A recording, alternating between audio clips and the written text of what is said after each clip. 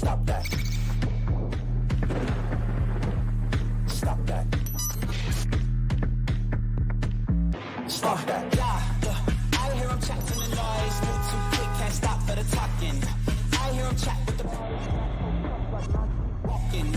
Just too sharp with the prize. White girls let it tell me I'm awesome, yeah.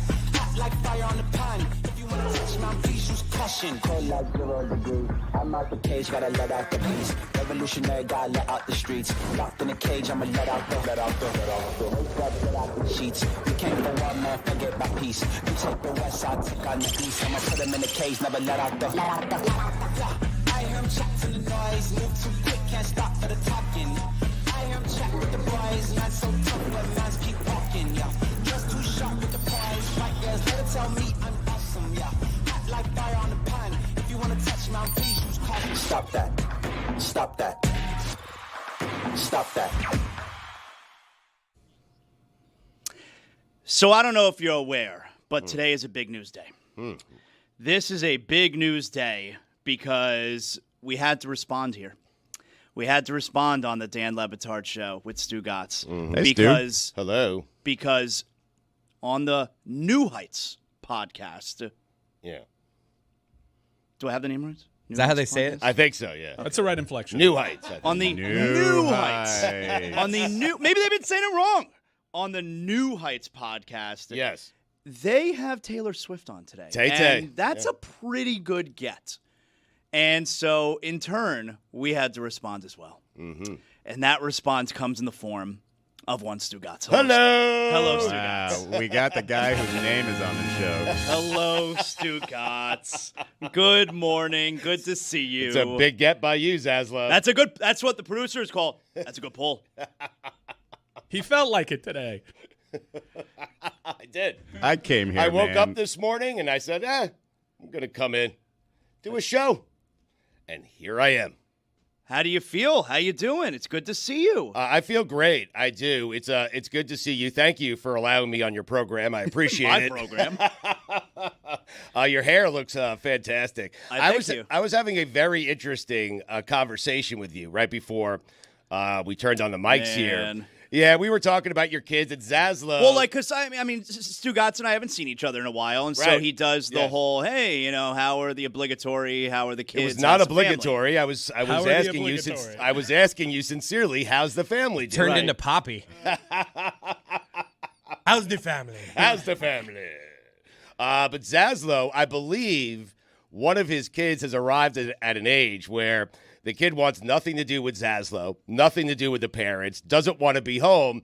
And if the kid doesn't get his way, he'll just take the keys of the car and drive away. That happened last night for the first time in the Zaslow mansion. You need to slap this kid upside the head, Zaz. Like, he's running around doing whatever the hell he wants. Like, you claim that he stepped to you and you won that battle. Well, that's true. Yeah, it's true. He bought tickets to go to a UFC fight across state lines. Yeah. He's just up and leaving the house when he doesn't like you. Like, what is going on in this Zaslow family manor? So Stugotz says to me, are you in a place where he doesn't want anything to do with you? And I said, us. I said, yeah, pretty much. But last night we had a blow up. Like last night was a first, all right, and that was him just up and leaving in a huff. No subject? Is that too much information if we get the subject? Well, no. So what happened? So my older son is 16. All right, he drives, got his own car. Okay, and it's your car, though. I mean, I paid for it, but like we're a three-car household. Right. He has his own car. Right. Yes, technically, yes. I pay for it. It's under my name. It's my car. It's a three-car household at the moment. But we have it's a three-car household. He has his own car. You call and you report that stolen. Mm-hmm. Like, call the cops, say, someone stole a car from my house. Send your kid to jail. Exactly right. Yeah. And matter of fact, I can track it. I'm going to tell you exactly where this car is. I don't know who it is. One of the youths from around the block, probably. One of them youths. Same last name as me, too. The two what? So he got home yesterday, and he's in that teenage mood, Yes. the mood where you know what I'm talking about. I know the mood. Where he just doesn't want to be around anyone and just sits in a dark room by himself, doom scrolling. All right, just staring at the phone. And just being doom scrolling, just being miserable. Wow, it doesn't get much better around 40, kid.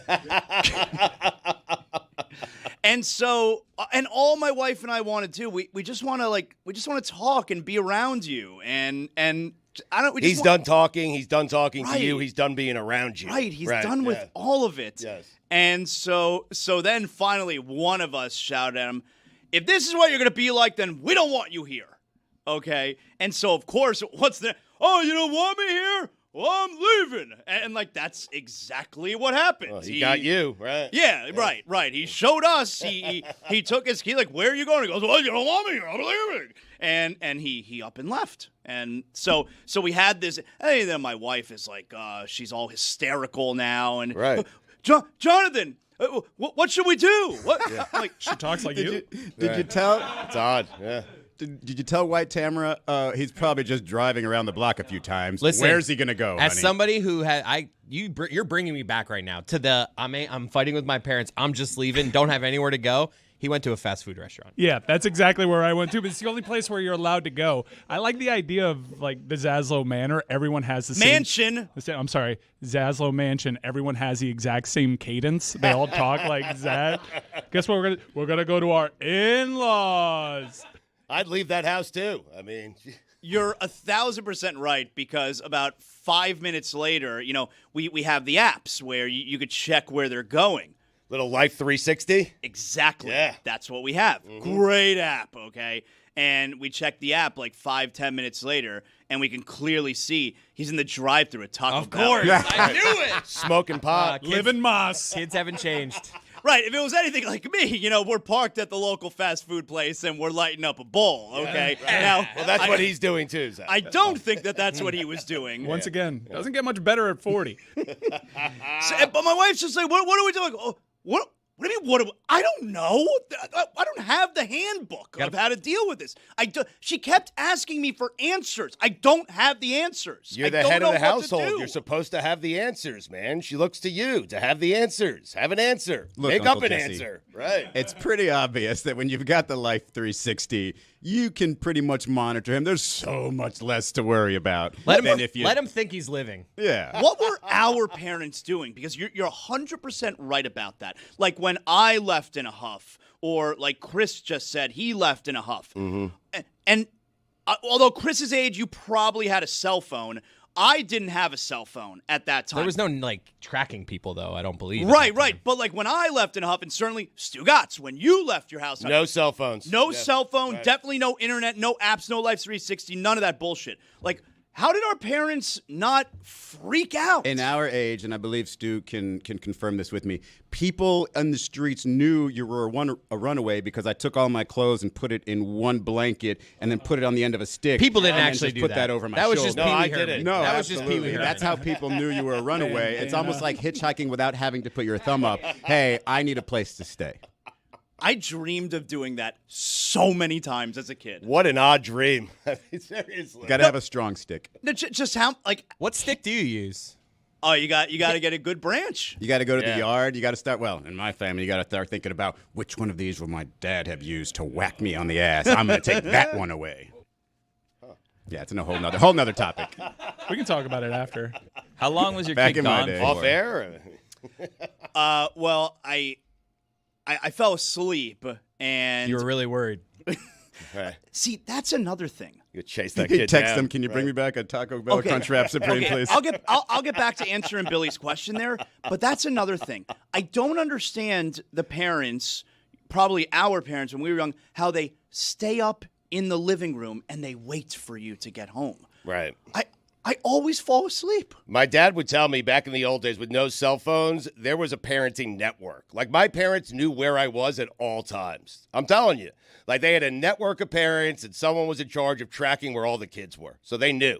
Or at least they claimed that they knew. So I like the idea of Zaz sitting there waiting for his son, like having the arguments in his head, and then just kind of falling asleep. And as soon as he hears something, he's like, "Oh, you'll never do this again." Oh. Pops up arguing. No, I don't fall asleep trying to wait up in the living room. I'm not even attempting to. Right. I go to bed. Like under a blanket. right. Yeah, like comfortable. So definitely don't care comfortably about your in kids. bed. Right. But I keep the ringer on my phone.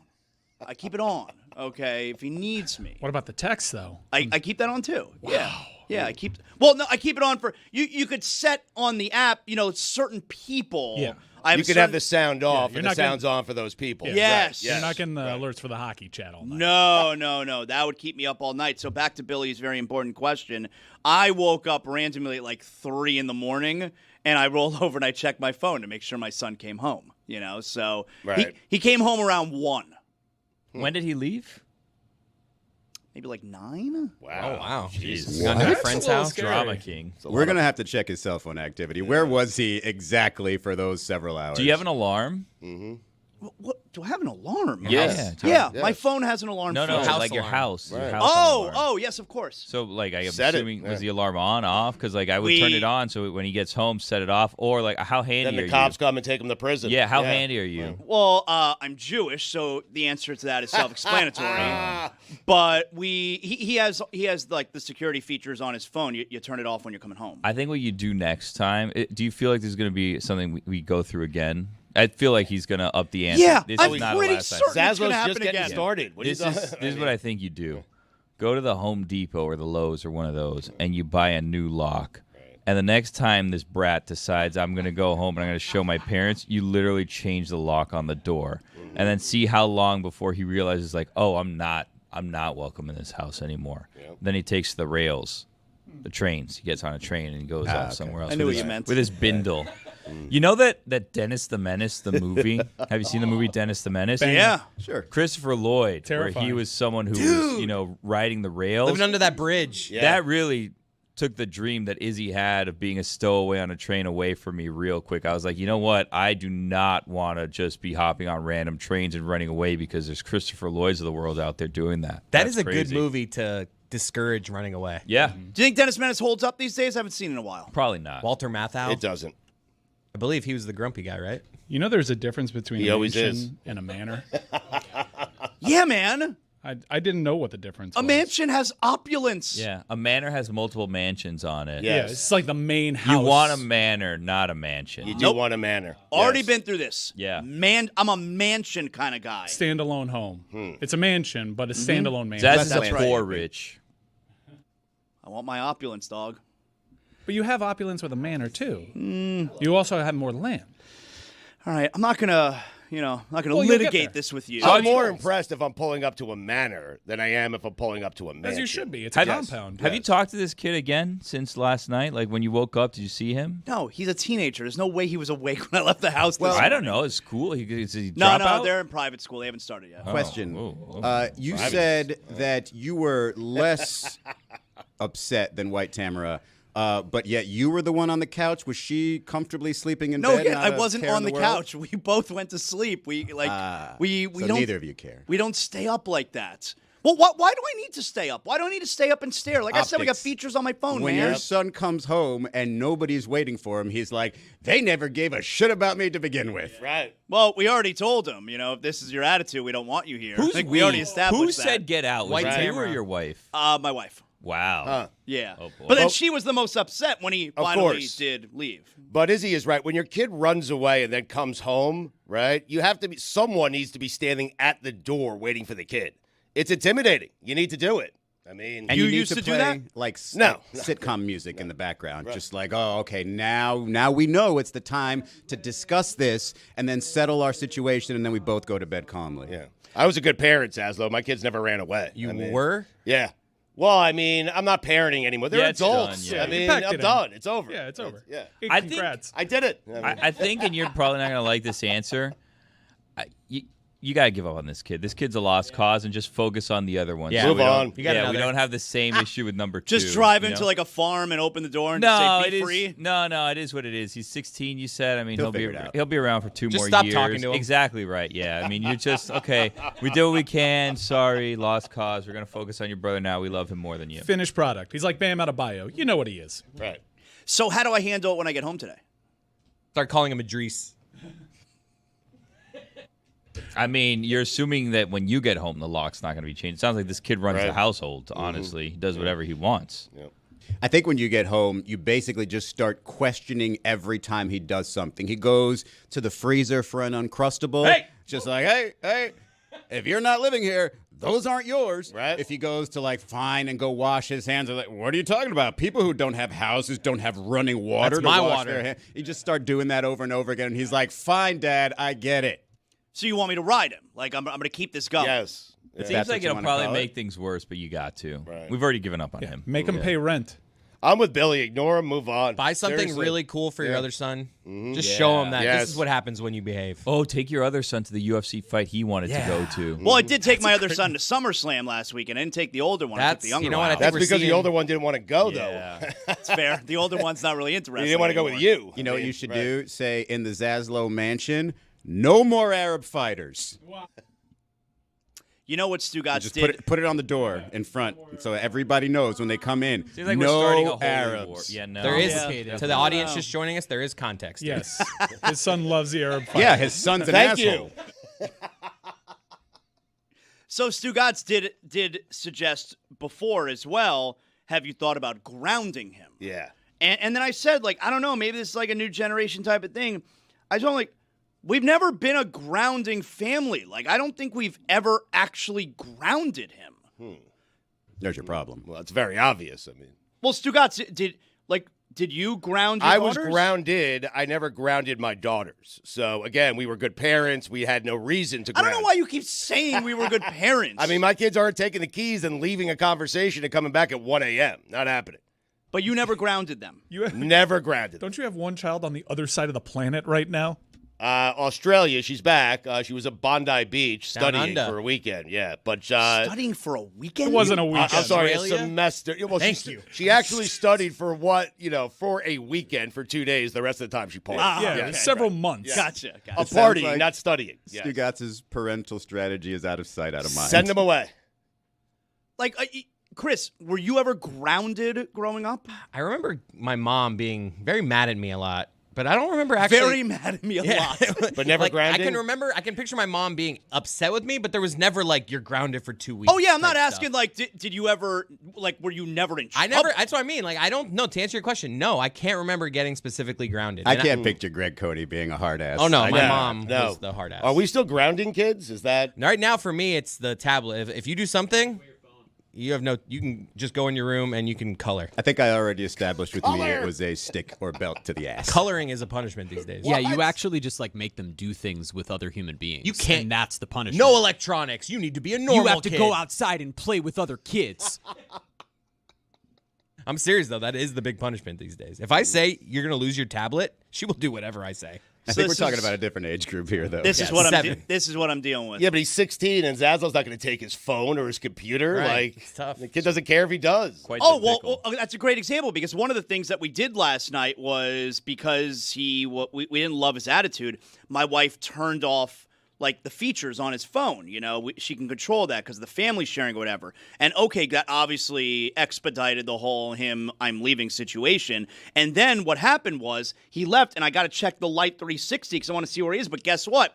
It's off because course, she yeah. turned off the features. So then I got to tell my wife, you got to turn the features back on so I can keep track of him. You can't just turn on the one individual feature. Look, you're asking me questions I don't have all the answers to.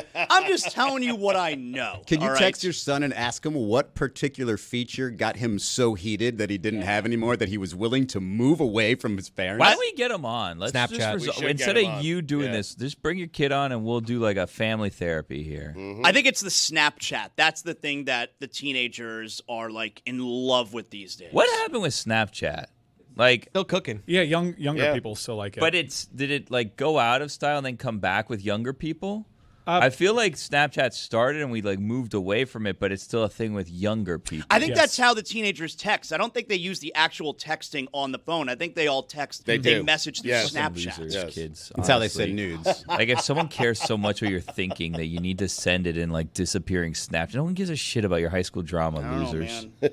Get a life. I don't know, man. Anyway, that's what I got going on. Good to see you, Stugotz. Good to see you, Zaslow. I'm glad the family stuff's going well. Well, it didn't help you at all. You still don't have a strategy for when Well, you get I'll home. have an update tomorrow. Like I'm here all But what are week. you gonna all do? right? You know what you're gonna do? No, I have some time. I just surveyed the room. You guys were not much help, and I got to figure out what to do now. Yeah, I you got to told you to figure beat it out his on your ass. own, man. I mean, Do you think your kid is expecting some sort of conversation when you get home today? Well, I think he's probably praying there's not. Right, but he thinks there probably is, right?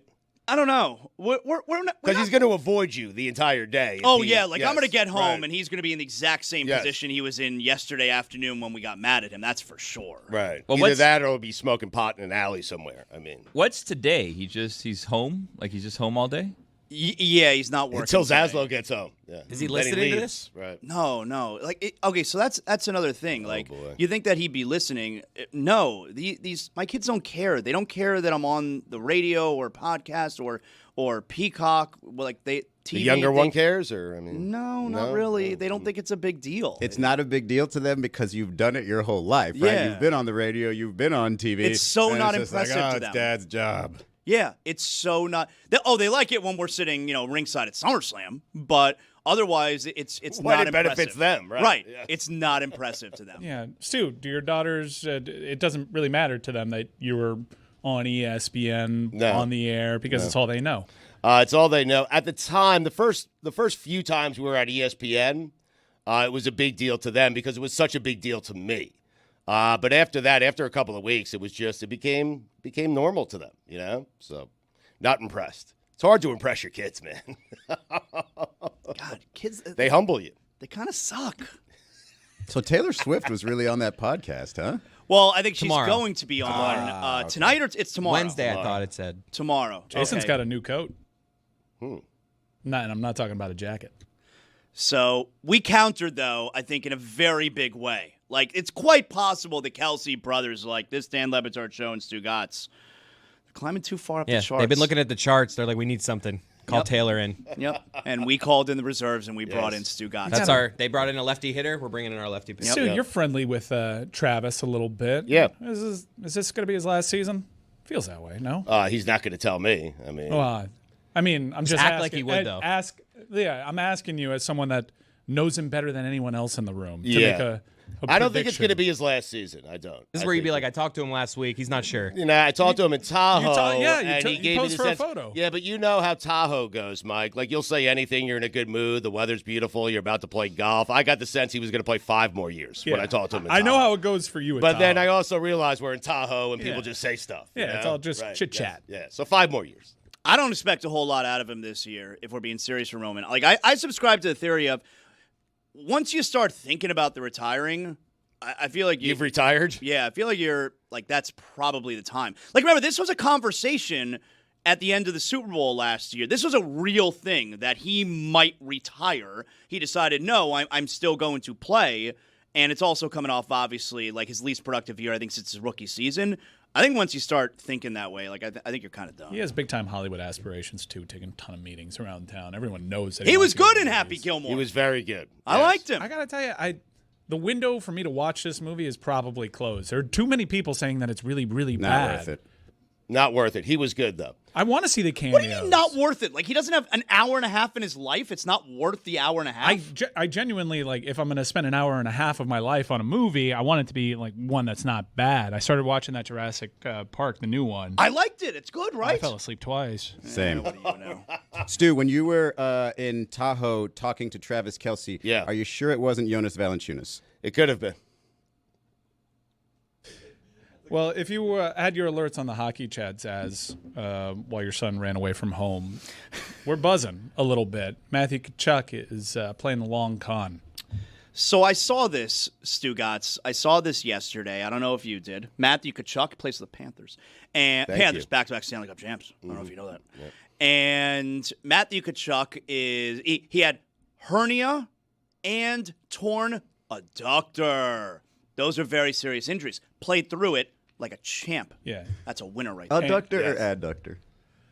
Whatever I said is what it is. You're a doctor. I'm sorry. Say it again, though. I didn't hear it. He tore that during the fight. Torn adductor. Adductor. We all knew that he got injured at the Four Nations. What we didn't know is that he tore his adductor. That was for you, Zaz. That was. Adductor. Yeah, that he tore it in the fight. He dropped gloves in the first few seconds of that game against Canada and Montreal. And then he played through peaks and valleys when it came to his playoff performance, but had a good Stanley Cup, especially as that series got more. It felt like out he of got hand. healthier throughout the playoffs. Like, he obviously started, remember the first postseason game against Tampa, he had the 2 goals. Like, oh my God, Chucky, I love you so much. And then he was pretty quiet for like 2 rounds. But then Eastern Finals, and especially at Stanley Cup Final, he was awesome again. He tore that adductor off the bone. It's something that's reportedly going to need surgery. He's playing the long con right now because he still has not gotten the surgery. Right. So he spoke with ESPN's Greg Wyshynski yesterday, where he's still undecided, Stugotz, what he's going to do if he's going to have the surgery. If he has the surgery, it's going to cost him between 2 and 3 months. Right. So, if he had the surgery now, let's say 3 months, we're talking being out till maybe the beginning of December. Like, And it's that's a con. Yeah, why? but it's a long con because he's going to be out for the entire regular season, just play towards the end of the regular season into the postseason. Do the Panthers really need him during the regular season? Well, I mean, they showed that they could play well without him towards the tail end of the season. After the Four Nations, we didn't see him again to the playoffs, but here's why it's a long con. You hold out from the surgery because of that recovery time. Even though the NHL is going to eventually do away with a long-term... Pay attention here, Stugotz. This is what's very important. They're going to do away with a long-term IR. That doesn't take into effect this season. So Florida is going to manipulate the rules in their favor. Have him have surgery as close to the start of the season as you can, and you get to extend that recovery time, and you get to make evaluations on your roster. It's because of this that you haven't traded someone like Aaron Rodgers, because if Matthew Tkachuk is on this active roster, the Florida Panthers are over the salary cap. By like $3-some-odd million, which in hockey is actually a lot. So the question would be like, well, if you're going to end up trading Aaron Rodgers, why not trade him at the start of the season if you still need to make this move with Matthew Tkachuk? Here's why you don't do that move. Here's why it benefits the Florida Panthers for Matthew Tkachuk to put this surgery off. Someone else can get hurt. It's hockey, very physical sport, as we know. And you also have essentially 3.5 months of data points that you can take into account and see, is it going to be Aaron Rodgers? Is it going to be somebody else who's not whose form is not up to snuff here? We can evaluate this season as it goes on. So Florida's doing the smart thing here, and Matthew Tkachuk, even though it seems counterintuitive, is wise in putting off this surgery as long as possible so Florida has the most flexibility. And before people start calling it the Tkachuk rule after next year and saying, oh, the Panthers, those assholes, they did it, can you tell them who did it against us the last few years? Kucherov, Stone. Yeah, Those are Vegas. the two. Yeah, Vegas did it a ton. Look, Florida, it's fair. I complained about those teams. I don't know. Abusing. Fair is the thing. That I didn't It's like within it. the rules. It's fair. I didn't mean, like it. We went into a Stanley Cup against a very loaded Vegas Golden Knight team. We were not using the long-term IR. They were loaded. They were super deep because they used this. Tampa, we all know what happened there when they eliminated Florida. We all know what happened the last couple of years. Took that ass. Florida got to say we won a Stanley Cup without using this rule last year. 2 years ago. Last year, they used it, and we're going to remain consistent over here. I don't like it when teams abuse this loophole, but it's going to be a loophole, and Florida's already gone through that threshold, so they're going to abuse it as long as they can now. If you ain't cheating, you ain't trying. you don't like it when it's done to you, but if you're doing it, you're fine. I'm not fine. I'm going to be consistent. I'm with you, by the way. I don't like it, and if other teams want to criticize, they can criticize Florida. I think the dirty stuff is a little played out, but they can criticize Florida for abusing long-term IR. They can criticize Aaron Ekblad for the performance-enhancing drugs. Those things are fair game. And Florida did kind of, for the first time, in my opinion, really leaned into the black hat that the rest of the league, their fans and the media, put on them years ago, where I thought it was unfair before. Now it's justified. So you think that the reason that he hasn't had the surgery, because the first thing that comes to mind for me is the season ended. You won the Stanley Cup in the middle of June.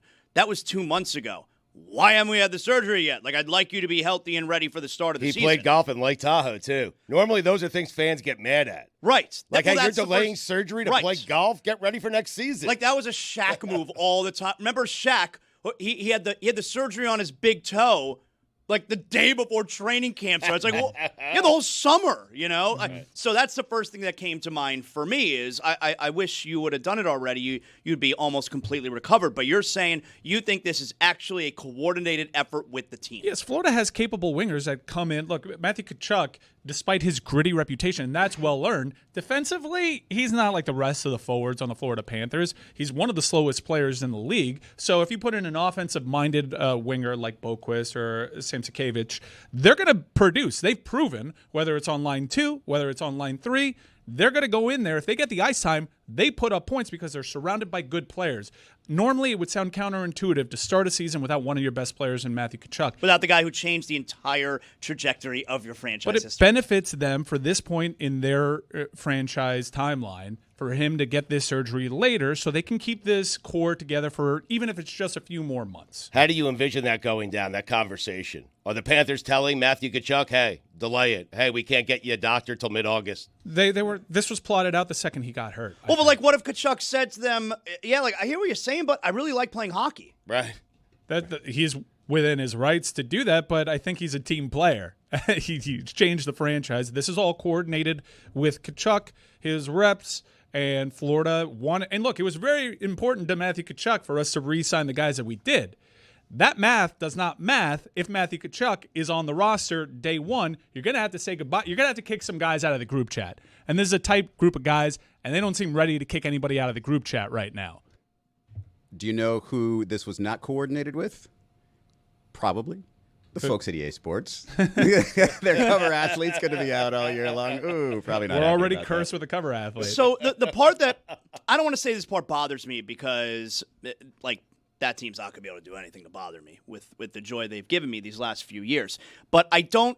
So there is something to be said for, hey, it's most important to have him healthy for the playoffs, and maybe if he misses the first 2, maybe 3 months of the season, he'll not only be healthy, but he will be somewhat rested, by the time the playoffs roll around, and that's obviously what's most important because we're trying to win a Stanley Cup, and all of that makes sense. But I also don't want to become the team that only cares about the destination because the journey to me is extremely enjoyable still. Like, I don't want but the the only journey's goal hard. to be the playoffs. I want the whole season to matter. But the journey is hard, Zaslow, and they've done it 2 years in a row, and they played more hockey games Well, than we can any essentially team. say 3. They've been there 3 years. And they've been there 3 years in a row. So why not take some shortcuts when you can? And this is a shortcut.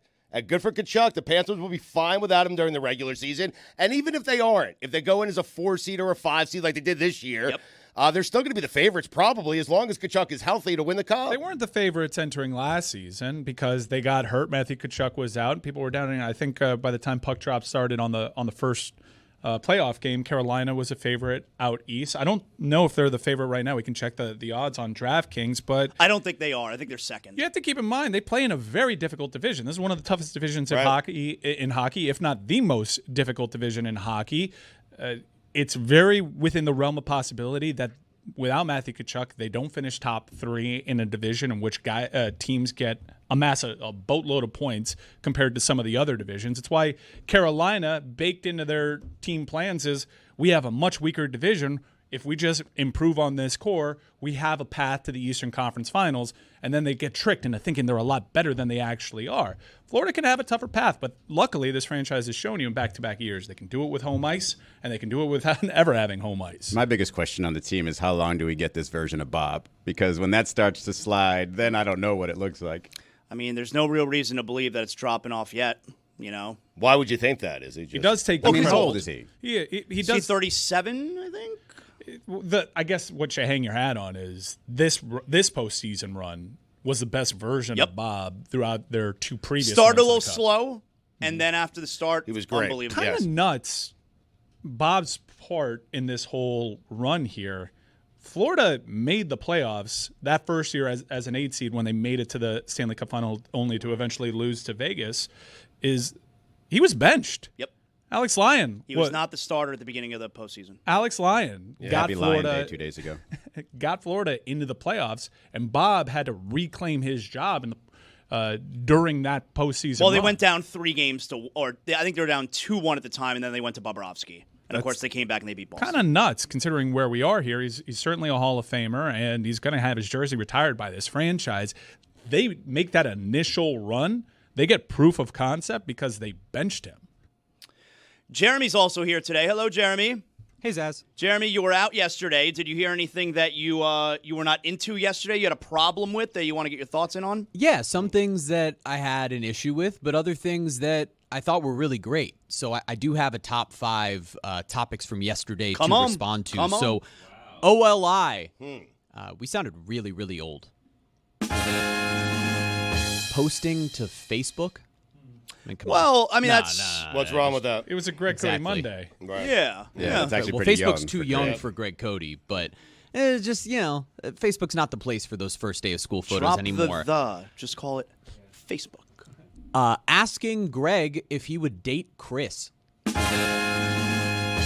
We acted like That was not the question. It was more, is he your type? Yeah, no, not and would you hey, date your actually, son? I'm not criticizing Yeah. it. I'm saying it's actually a pretty normal question. In fact, the president of the United States has said he would date his daughter if it wasn't his daughter. So, moving on, You another see what happens, OLI. Aslo, when you I introduce What the did man Greg love say? the What did Greg say? conversation What you guys happened? had about deli meat. Boar's head. Really, really great discussion. You got to go up to the deli counter, ask for thinly sliced. That Always. gets exactly where you guys want it to be, between like that shredded deli meat and way too thick from just buying the prepackaged one. Number 5, criticisms of Greg. 10 minutes apart, you guys got mad at Greg for not lying about a story with Tim Bowens and making up details.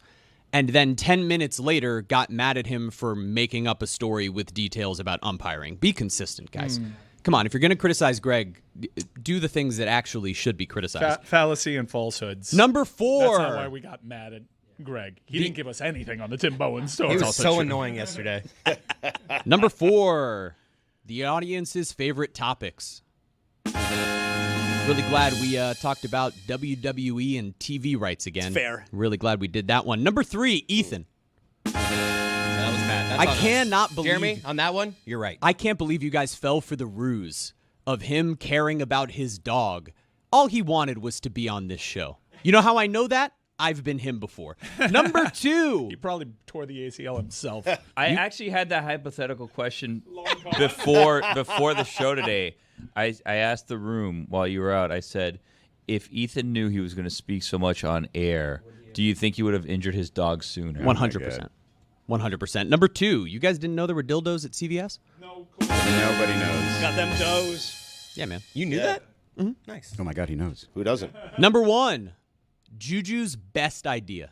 You guys totally blew past this one in the post-game show. The idea of giving winners of a championship not just the big gaudy championship ring that they could leave in their home on display, but essentially a wedding band that's engraved with the team name and the year in which they win. You could even engrave it maybe with the gem that's the color of the team. I thought that was an unbelievable idea, and you guys just blew right past it. Like So, the Ronaldo wedding salute band? to Juju. We could just have Well, like a that nice one- that one's toned huge. down.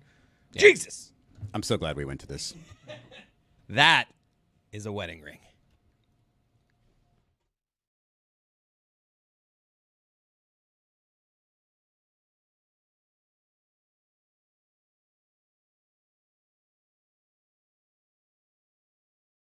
Duper and that offense. And here's some Shakespeare, as done by the Dan Le Batard Show with Stugotz. We've stolen the exclamation point officially from Get Up. It's put after the word show. So this is Act 1, Scene 2 of Macbeth. The stage instructions are: a camp near Fours. Alarm within. Enter Duncan, Malcolm, Donalbain, Lennox with attendants, meeting a bleeding sergeant. I don't even know what that means. Jessica, you will play the role. All right, so wait, can we set the scene? Thank you, Mike. Can we set the scene, Mike, from high school? Can you give Chris Cody his motivation on, because he didn't even understand what winning. Am I happy? Like, Am what- I Sergeant like, is distressed? bleeding. Okay. In what You're condition does the distressed? Okay, very good. Good confidence there. Let's have the music that we need, Shakespearean music, and let's see if we can find our note here. What bloody man is that? He can report, as seemeth by his plight of the revolt, the new estate. This is the sergeant, who like a good and hardy soldier fought gainst my captivity. Hail, brave friend! Say to the king the knowledge of the broil, as thou didst leave it. So true.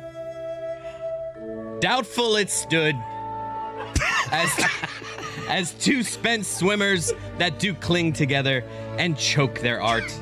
The merciless MacDonald, worthy to be a rebel, for to that. The multiplying villainies of nature do swarm upon him from the western isles. Of kerns and Gallowest glasses is supplied, and fortune of his damned quarrel smiling. showed like a rebel's whore. Showed like a rebel's whore. But all's too weak for brave Macbeth. Well, he deserves that name. Disdaining fortune with his brandished steel, which smoked a blood with bloody execution. What? Yes. Like Valuor's minion carved out his passage till he faced the slave. I feel your distress. I really do. Which ne'er shook hands nor bade farewell to him till he uniseamed him from the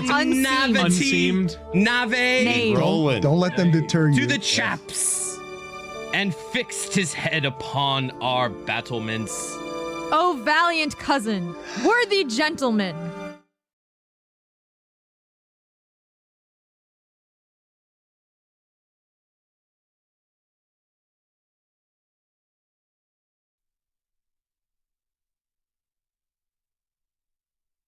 This episode is presented by DraftKings. DraftKings, the crown is yours. Stugotz, we're bringing out the big guns today. Yep.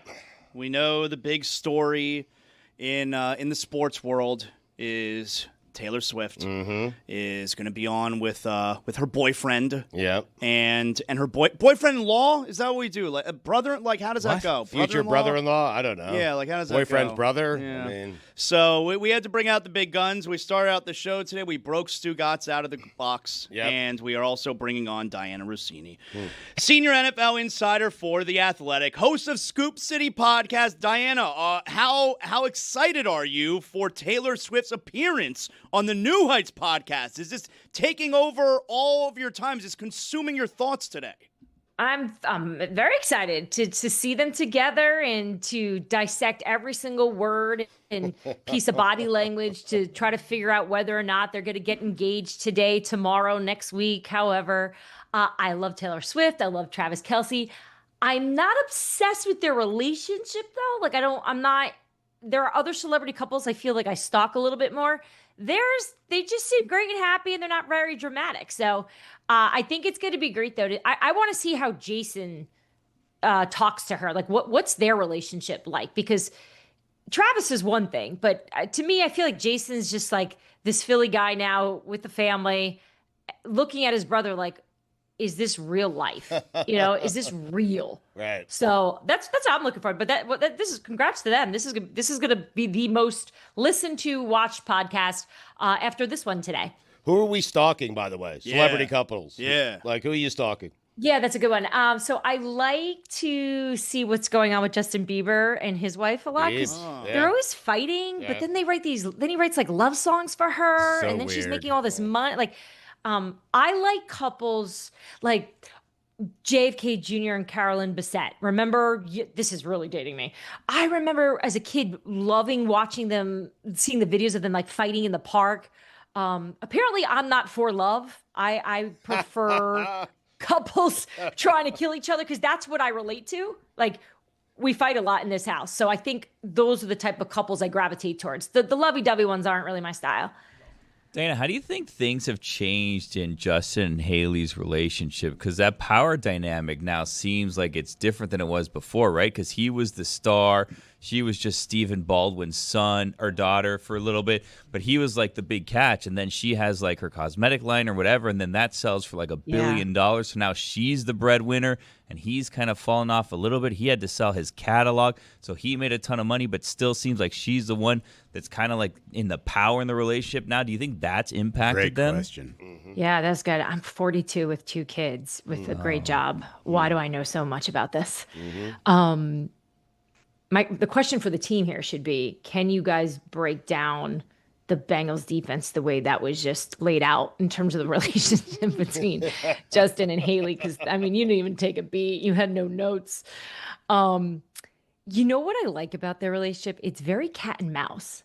Yeah. Like, usually after you get married, the jig is up. It's like, I've seen it all. We've done it all. I like you sometimes. I hate you most of the time. There's no chase. They seem like they're still chasing one another, which is probably what makes it work. But I don't think the money, like I get what you're saying about the power dynamic because she's a billionaire now because she sold that skincare makeup line. Yeah. I don't think he cares about the money. I think I think she plays it right. I don't think she's one of these wives. I see this in football, so we can actually connect this. I think there's something to the hard to get relationships when your partner is the center of attention at all times. Like they need something to keep their interest. And if you're just like another fan to them, I think that's when you get walked all over. So, my husband does it to me. He's so mean to me on purpose because he's like, oh, a couple guys think you're cute. I don't think you're that cute. You look terrible. He always keeps me in check that way. It works, that, though, though. right? Yeah, you need it, right? Oh, me? It's funny. My husband's met a lot of people in football, and if we have lunch or dinner with a coach or something, I always get the same thing afterwards, which is like, your husband's great, which he is. He's a really kind person, but my God, you married an ass, and it's perfect for you. Like he knows how to just be mean to me to control it, and it drives me nuts. But obviously it's the medicine that I take. Diana, let's see if you can find a football angle to this one. You mentioned having 2 kids. I want to paint a scenario for you because our host today, Jonathan Zaslow, has a 16-year-old who last night decided they had this fight with his parents. Oh, if this is how you're going to be, get out of here. And what did the 16-year-old do? He got out of here. And he left and he got in his car. And Zaslow's he probably car. went to Taco Bell. Right. And then he didn't come back until 3 in the morning, Diana. And that's not true. It was 1 a.m. I'm sorry, 1 a.m. 1 a.m., which is still, 4 hours away. And neither Zaslow or his wife, White Tamara, were sitting on the couch waiting for his son when they got home. They were just in bed and just checked the Life 360 when they got up. So I'm just curious how you would have played that scenario if one of your children just decided up and go and take your car. They do that. They're 4 and 2. They walk out the front door right to my right here all the time to tell me that they're leaving. And I'm not kidding. Mikey, my 4-year-old, will walk to the end of the little path and go, oh my God, there's a ghost, and run back in. They're like scared of shadows. Are you sure it's not a real ghost though? Because kids can see things. I know. I mean, but those boys talk a big game about wanting to leave here. The same 2 boys who literally need me to wipe them. So they're not built to live out in the wild. And I don't think his 16-year-old is either. And I think that's the reality. I think I was like, weren't you guys like that? I always wanted to run away from my parents. But then when I realized I had no money or food or phone, I was like, okay, I'll stay. I didn't know how to cook. Where am I going to go? Well, hold on a second. Diana, your phone has beeped a few times. I heard 4. Is there a scoop? What's the news? Oh, I'm sorry. Is there news? Yeah. No, God, it's okay. Is there? Do you guys remember the Salah thing last year? Oh, yeah. Dewey. Yes. That was awful. Right. What happened here? Anything? Break it right here. Let us know. No, these are just group chats of people. Pick up sharing cauliflower things I for don't dinner. No, need. you got to silence those group chats. What's your favorite I'm group sorry about chat that. these days? What's the group chat conversation? Like, what's your favorite chat that you have these days? I would say the Scoop City group chat is pretty good because sometimes I wish I could take the Scoop City podcast group chat and put that on the show because everyone is just exactly who they are talking about football. Like those are the realest opinions and thoughts and ideas. I'd say my most popular one, the one that goes off the most, is between Mike Silver, Jeff Darlington, and I. That one's hot. We like to do this thing, the three Jeff of Darlington, us. the golf and tennis guy? Dude, right? Who is he now? He went from like Mr. Football to now if there's anything big at the highest level with the richest people, Jeff's on my screen. Yeah, he got whiter. He he is the whitest person I know, which is why he fits so perfectly in those environments, and he's so good at them. And he loves it. I text him constantly while he's at these events, like, "Gosh, I am so bored watching you right now. How are you doing this?" And he's like, "Oh my gosh, I met this one doing this." But yeah, we do this thing over our group chat where we like to play PR people, meaning whatever situation's going on in football, sports, world life, Hollywood celebrities of, okay, they made this mistake. How would you react to it? And we do it constantly of, let's try to think of something right now. Is there what's out there right now that's getting a lot of attention that you're like, Shador Sanders after the game confronting Tony Grossi. Legendary Tony Grossi. Good. Yep. Good. Be careful. Okay, so usually the way it would go is someone would send the clip and be like, okay, you're doing what next if you're Tony? You're doing what next if you're Cleveland?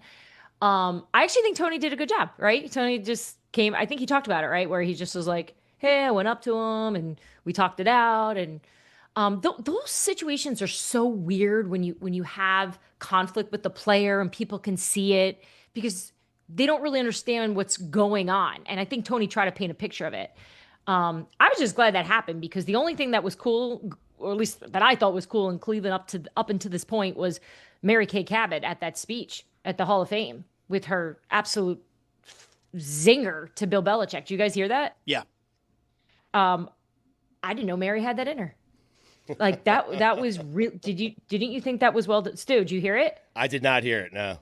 Okay, so Mary Kay Cabot is like the veteran beat reporter of the Cleveland Browns, right? So she's very good, very good. Right. She's all Cleveland all the time. So she's accepting her Hall of Fame award at the Hall of Fame in Canton. As I think she was like sports writer, whatever you get inducted, something I obviously will never have because I don't even know what it's called. So she was up there just talking about how when she was a young reporter, Bill would call her, Belichick, and, kind of cuss her out and basically just, he was really hard on her. And her response to it was like, I sure hope you talk to the men like this. So she said, fast forward a few years later, she's a 28-year-old reporter covering the Browns. And she realized that the problem with her and Bill Belichick had nothing to do with the fact that she was a woman. It had to do with the fact that he couldn't connect to her because she was 28. She was too old. That's very good. By the way, it's the Bill Nunn Award is what you were looking for. Thanks. Is that I know I should know that as a journalist that works at The Athletic, which is owned by the New York Times. You should know, Diana. Stu looked that up all by himself. I did. Nobody yes. fed him that. I had no idea. I figured he would know, so thank you for Googling that for me. Diana, what's the last time, like Tony Grossi there, what's the last time you've been confronted? I mean, obviously, everyone remembers the Aaron Rodgers thing, but Aaron Rodgers didn't actually confront you face to face. Like, when's the last, unless I don't know about it. I tried to talk to Aaron at Jets. I asked for some time with him, actually, and he had no interest. He walked away from me. Mm-hmm. That happens a lot. When's the last time I had a conflict with the player and we had to talk about it? Yeah. Deebo Samuel, who was amazing afterwards. That might be the scariest name to do a face-to-face with Deebo. Diana, Deebo wants to talk. I'm not afraid of confrontation, which I think you guys know that about me. So I'm okay having those. I've had more with coaches, right? Because most of them are paranoid and annoyed if anything gets out. You guys remember, I think it was 2 years ago or a year ago, I was I think I talked about it on the show, where I was at the Senior Bowl, and at the time, Mike Vrabel had, he didn't have a job. He had gotten fired from the Titans. And I talked to a few people around the league, general managers who were making decisions for head coaches, about the hiring process, what people look for. And I had a few people say that, Mike can be very intimidating in these meetings, and he's big. He's a huge human being, and he's intimidating. Everything about him is intimidating. And so I think the headline the next day, I got aggregated, how much we love that I called him fat, or that I said Mike Vrabel was too big to get a job. It was I think the New York Post ran with it. It was terrible. And so he called me, and that was not great. That was a hard one because it wasn't my fault, right? But I had to say sorry, even though it was a head coach doesn't want to hear that you were aggregated, right? They're just figure it out. Don't be so stupid and share stuff like that. But I was trying to make a point of, hey, maybe you don't have a job because you're too big, because that's what people are saying. But otherwise, they haven't been too bad. Diana, most interesting thing in preseason week number 1 was what? How different the league feels about Shador Sanders' performance compared to the rest of us. Funny. Chase, my colleague on Scoop City, quarterback, 14 years, studies film like a lunatic. He's like an Orlovsky. Loves it. Just consumes this stuff. And he was on the show with us in today's episode talking about it, and he just really liked the things that he was doing. Yet when I talk to people around the league, I don't get as much enthusiasm about what they saw from Shador playing the actual position. Just things that he still has to get better at, which is fine for a 5th-round pick, a rookie quarterback. But I think it may have been heightened a bit just because I think there's a really big group of people that like Shador. They want to see him show the world that he deserves to be the starting quarterback in Cleveland, deserves to beat out Joe Flacco. But a lot of people shared with me just, he has a good arm. He's got great poise, good plays with his legs, but just, poor ball security in the pocket, just a couple of those things. So I want to see if this ever levels out. That's what I want to see on Saturday when they play the Eagles. The Browns are playing at the Link at 1, to just see if Shador takes this next step, or if everyone sees the way I think people that are studying this stuff see it. How much of that reaction from people around the league is the same guys who passed on him through 4 rounds? Which was everyone. Right, just digging in on their initial opinion. Great including question. the Browns, by the way. Yeah, it's funny. When I was calling around, I kept that in mind.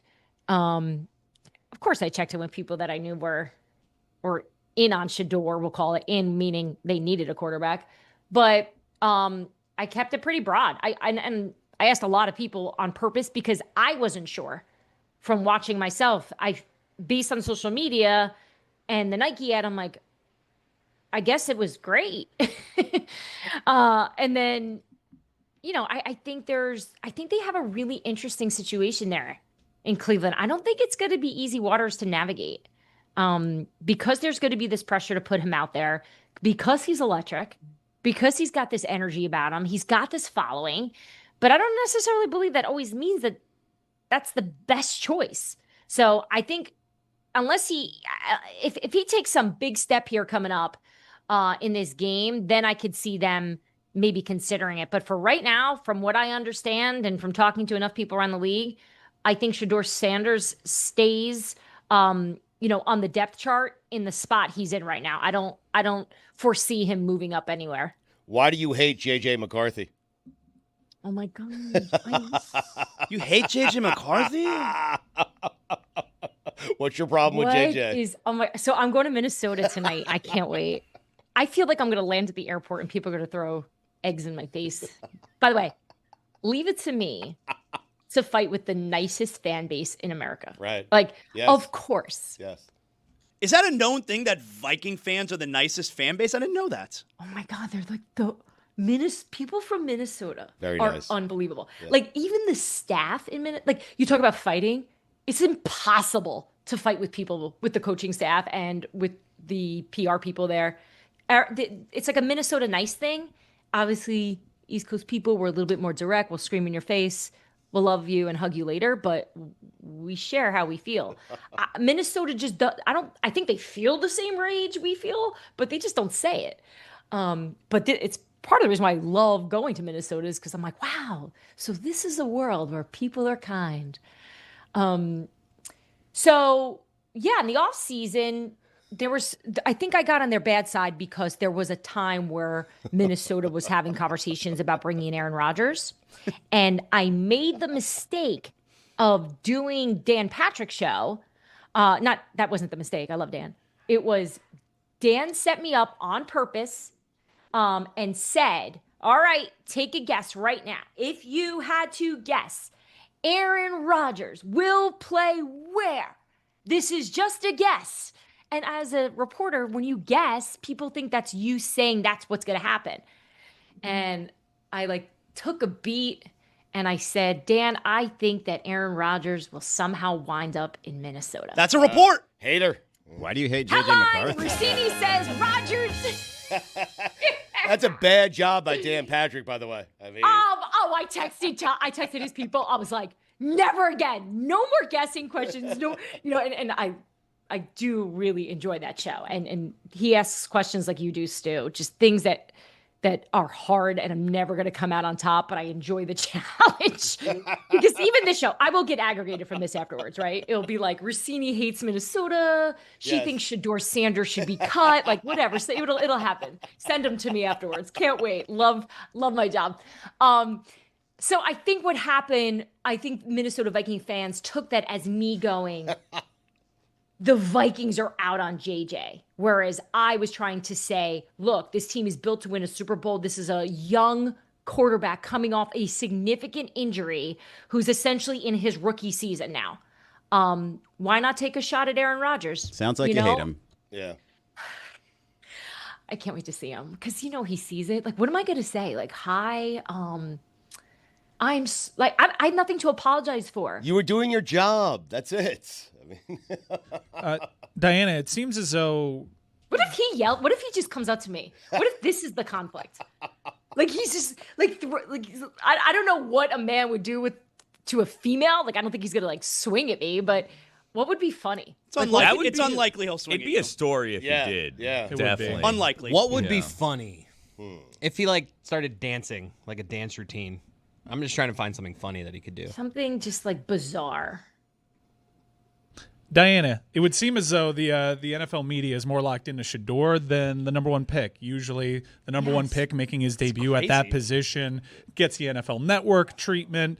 It's kind of quiet around Cameron Ward, and I know... You're calling it Cameron? You're in on Cameron? Well, one of my theories there is that there was already a Cam that played quarterback relatively recently, and he's not at the point in his career where you can just go Cam and everybody knows what you're talking about. So for now, he's Cameron? He's got to earn being the universal Cam, and that's a long way to go for Cameron Ward. And he very clearly wants to be called Cameron, so I'm going to try my best to adhere to it. Made some nice throws. I know from being down here, knowing how he can change a program and the type of leader that he is, and I'm wondering if there's any chatter around Titans camp that they may have gotten a really, really good one. Maybe a rap battle? You're so right. He owns the title of least talked about quarterback, but that doesn't mean he's not doing great things. I can tell you Tennessee is really happy with where he's at in terms of his development and this transition period where this is so important for these quarterbacks to get adjusted to the NFL. I was in Denver 2 weeks ago with Bo Nix, and we were talking about how different it is in year two. And it's just so funny, it's just like anything. When you think about when we all got our jobs where we're at now, that first year, you thought you knew what you're doing, but you had no idea. Like when you look back after the second year. So I think there's a lot of just learning, absorbing large amounts. I do think they have a great head coach for that. Anytime I've asked players about what his coaching style is, I always hear teacher with Callahan. Like he's really good with quarterbacks specifically. So I think he's in good hands from that perspective. I don't know how the rest of this roster is going to look and shake out. But in terms of his development, I've heard nothing but great things. It's just we're not talking about him enough because there's no drama. This is how we started this conversation. Like the most interesting relationships, the most interesting things are the ones that have the drama. And there's no drama in Tennessee, which is, I can tell you, they love it this way. I think there's so much attention around Shador Sanders, Mike, that there's none being given to Cameron Ward, and I think that kind of helps him out. The metrics bear it out. let's play the game that I play with Silver and Darlington. How would you help the situation in Tennessee so we start paying attention to Cam? Oh, I think his play will make people pay attention. No one's going to give them a snowball's chance in hell week one. Because Shador's not going to start week one, so They brought in Flacco. It's pretty common knowledge that Flacco's going to start. Do you think Shador will start this year? I think at some point, because they're going to be bad and people are going to be clamoring for it. And at that point, you need to see what the kid's got. I don't know if he plays before Dylan Gabriel, but I think they have 5 kids. Historically, we've all seen the jerseys. Chances are all 4 of them are getting in at one point.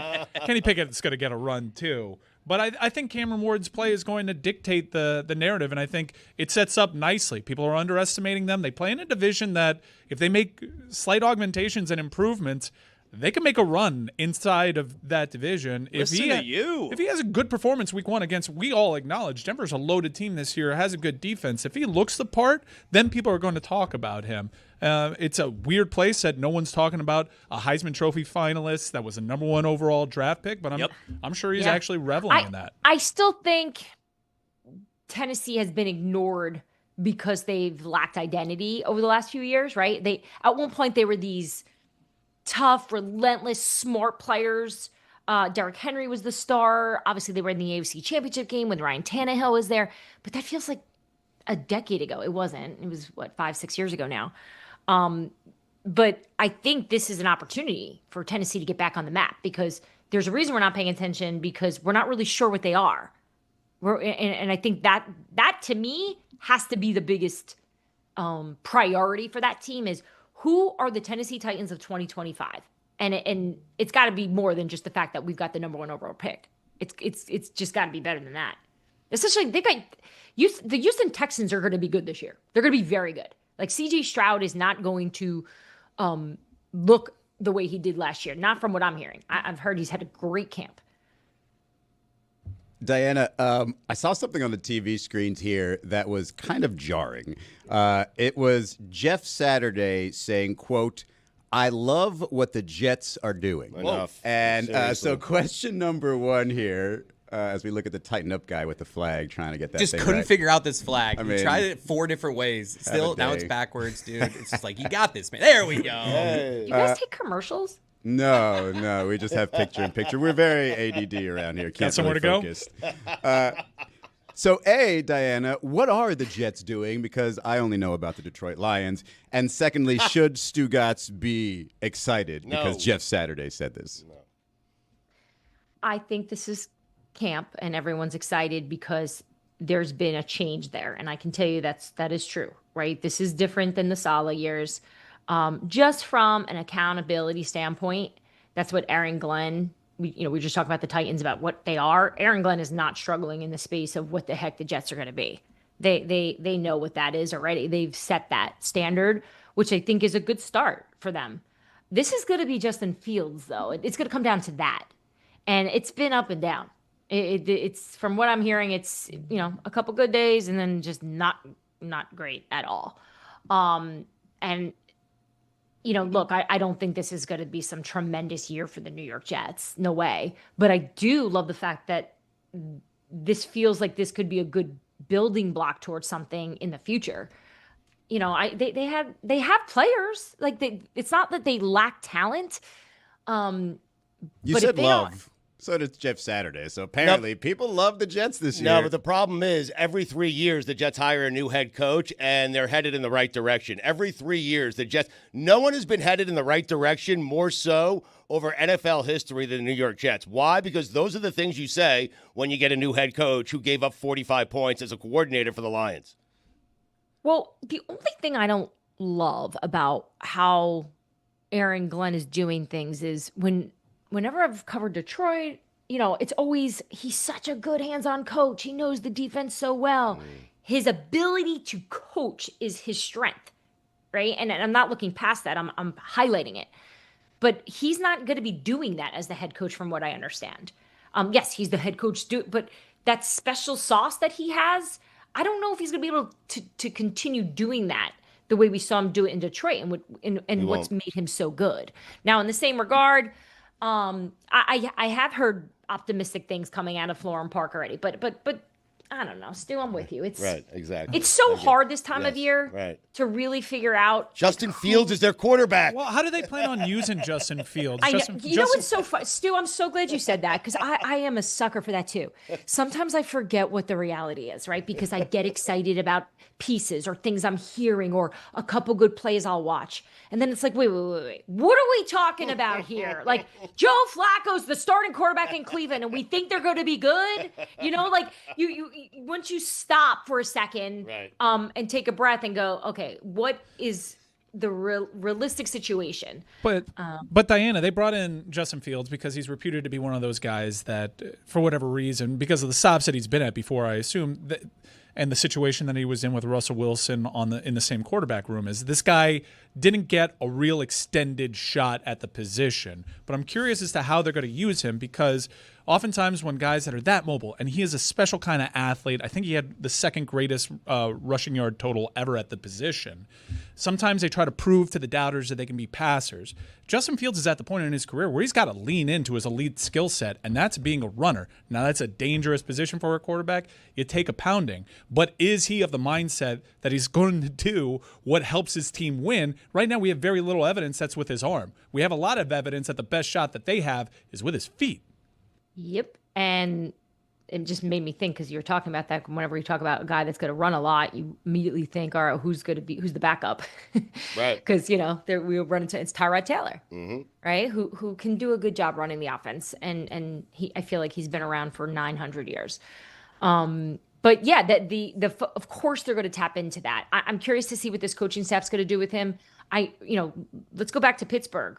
There was a very strong, vibe that Justin was the better quarterback over Russell Wilson in camp. I remember being in Pittsburgh and I felt something weird going on there, where it felt like half the team wanted Justin, the other half wanted Russ. Obviously, Mike Tomlin went with what he wanted, which was Russell. But there were things that he was doing that Justin was doing well.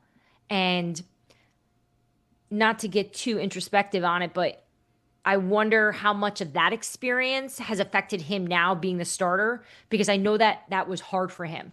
When he did the work, he was playing very well in Pittsburgh. And his journey's been hard. It hasn't exactly been blockbuster, as we know.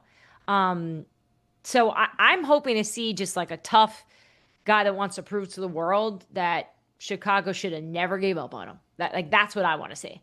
I'm hoping to see Tyrod Taylor. If we're seeing Tyrod Taylor. What do you mean? We have a chance.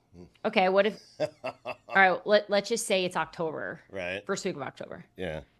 And it's obvious the quarterback's situation is not good. Yeah. How would you feel about Kirk Cousins coming to New York? What's my record? Well, if the quarterback situation is not good, you have a shit record. Well, that's not always the case. Not always Remember the that case. time when the quarterback situation was bad and we were a good team? Let's just not say always- you're it's not always the case. You're 500, Just but not always the case. So. Mike Tomlin makes it to the playoffs in that situation. Right. Yes. Grossman With Mason was in a Rudolph. Super Bowl. I mean, what's the matter with you? Say sorry. What if Derek Carr comes out of retirement? Would you take that? Is that a thing? No. Okay. That's not a thing. I mean, All right. maybe. But I have heard Kirk Cousins recently. People are looking at Matthew Stafford's health. This is a big contract. How difficult is that going to be to move? Because Kirk Cousins is always the first guy that people go to as if someone needs a quarterback, and you just did it. Kirk Cousins is going to be the one that's available. Yeah, he's the most, we'll call it, available, because we know he doesn't want to be there. Right, but And- it's a huge contract. How does it get moved? What does it look like? It's the New York Jets willing to take on that salary that Arthur Blank in Atlanta does not want to pay. And, usually when these trades happen, there's usually some type of an agreement. I'll take on 70% of it, and, you take 30, and whatever the math is. From what I understand, that the teams that have called just to poke around, the Falcons are like, come up big and we'll talk. But until a team does that, and desperate teams tend to do that. So it would come down to how desperate the Jets would be and what they'd be willing to spend, and if they even have the ability to do it in order to make a move like that. But let's say you do that and you make all that happen. I mean, do you feel good that Kirk Cousins at this point in his life could give the Jets a chance?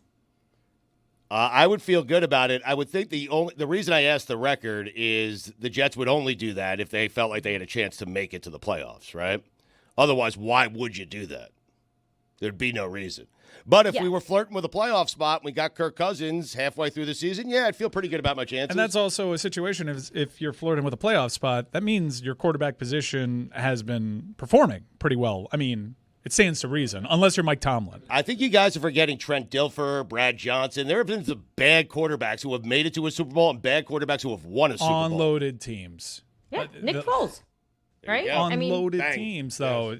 A team. Bob Greasy. Has it ever happened for a team that people pick to finish bottom of the division? Stu, it's unbelievable. You really can't get a win here with this team. No, and I know how excited you were when Aaron joined. Like, I remember being on the show 2 years ago. Yeah. And you weren't grainy, right, let's not get crazy. I was but- pretty excited. I was. I mean, So was I. yes. Because the idea of it was perfect, and I thought they did the right thing. I still say they did the right thing back. Yeah, I mean, obviously they did not based on what we saw, but we did not know he was going to get hurt. Right. The injury just. No, they did the right thing. I mean, we're playing the result, and I love to do that, but they did the right thing at the time. Aaron Rodgers was available, and he wanted to be a New York Jet. Yeah. Right. My foot has fallen asleep 3 times during this interview. I don't know what that means, but. It's a, stand up real quick. It's a second Pins and very. needles, huh? It's a second very clear message that she It's doesn't want to why be I here for the keep whole adjusting. segment. Like, Just by the way, shake it out. this is Never my- been asked for a commercial break so before. I'm You guys take actually commercials? glad- I forgot I'm not wearing dress pants. So sorry. I'm wearing just like gym shorts. Have you noticed there's like a Could have been trend worse. right now? It could have been worse. Yeah, true. There's like a trend right now with men on TV where like I see Dan and Adam, like it's like cool to just go on TV like that. Like why? Like I come on the show a lot. I always have lipstick on or I brush my hair because I don't know. I'm at work, but I feel like the cool thing now is to like be sloppy. So, Stugotz, is that the cool thing? I've been doing it for decades. I feel like I'm gonna start doing the show like this. Yeah, I'm just like that. Yeah. Once a week, like let's talk ball, boys. What do we got? I like it. Diana, Talking are ball we? boys. Diana, are we watching the end of Matthew Stafford's career right now? Yeah, yes, because of his age. I don't think it's because the injury is going to be the. I mean, look, he's been dealing with back. It's very hard to be Sloppy. Someone just got a Are you picture. getting the pins and Really? needles now? Where are we on the foot sleep You phase? gave the foot away for free. Somebody just Is that screen an grabbed. I age hope you thing? know. Is that an age thing? Like, where did this go? Like, why is my leg? Is this bad circulation? I mean, it depends on how you sit, but yes, it's just largely bad circulation. Yeah. Eventually, you got to get some blood flow into the I puppies. used to get this when I was pregnant. Oh God. Whoa. Wow. Revelation. Revelation. Mark it down. Wow. Possible? Oh, Do we need to take a test? Do we need a commercial Deep break? in thought. Commercial break feels like that. Deep in thought. Huh. No. Okay. No? Maybe. You sure? Maybe. Possibly. Can't. If you have to think that hard. I like Well- the feeling when something falls asleep. She might be pregnant, Chris. That's what we're doing right Are you? She hasn't felt this since she was pregnant, and she's feeling it again. One last football question before you go. She's doing that. If there's reason for doubt in Detroit, it's because they lost their 2 coordinators to be head coaches elsewhere. It's been theorized that Dan Campbell is exactly where he wants because he likes being underestimated, and he's a lot smarter when it comes to these things than people give him credit for. This is What a are man you that- doing? is a man What that- are you? You know, I'm the Detroit Lions expert in all of I mean, sports. come like, on. why are we even asking Diana this question? Hold on, we have Thank you. imaging. Do not I was see thinking the my same blue. thing. Hold on, we have imaging.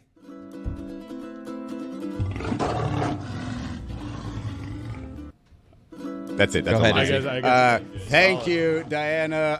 Although I was kind of bummed out. Like, Honolulu blue is not something I have the closet full of. But I wore this one today, and I get into the office, and Billy over there wears a better shade of blue. He's got the UCLA blue over there, and I'm just like, come on, man. You know what we're doing here. All right, so real quick with our Detroit Lions minute. To answer your question there, Mike, yes, the coordinator thing is a problem. This week against the Dolphins actually might be interested because they're testing their toughness against the Dolphins. So they're trying to figure out if their issues in camp are real or fake, and they're trying to test it against the Dolphins. Pretty sure they're going to be fake. Also, did you know that Jared Goff compared Aiden Hutchinson to Aaron Donald this week? Imagine if you get a full year of Aaron Donald. Wow. And Diana, my question to you is, I already subscribed to the Detroit Free Press. I did not subscribe yet to the Detroit News. Their stories seem pretty similar. Do you subscribe to every freaking newspaper? How do you do this?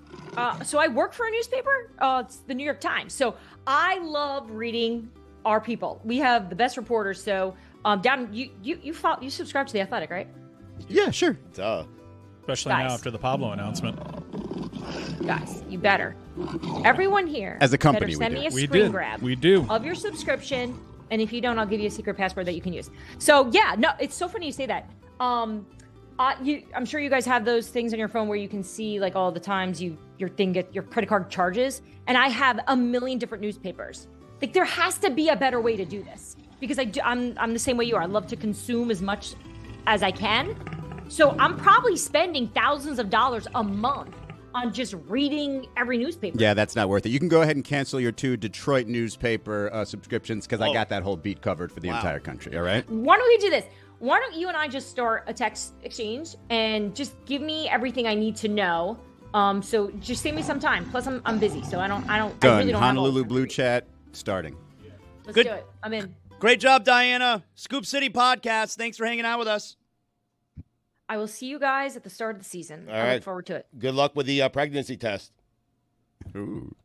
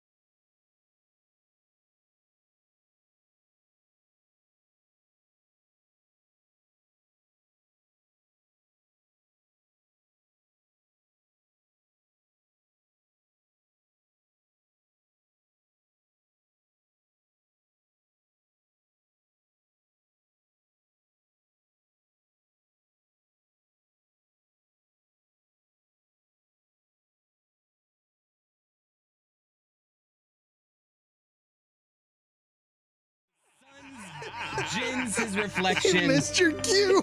Shipwrecking storms and direful thunders break. So from that spring whence comfort seemed to come.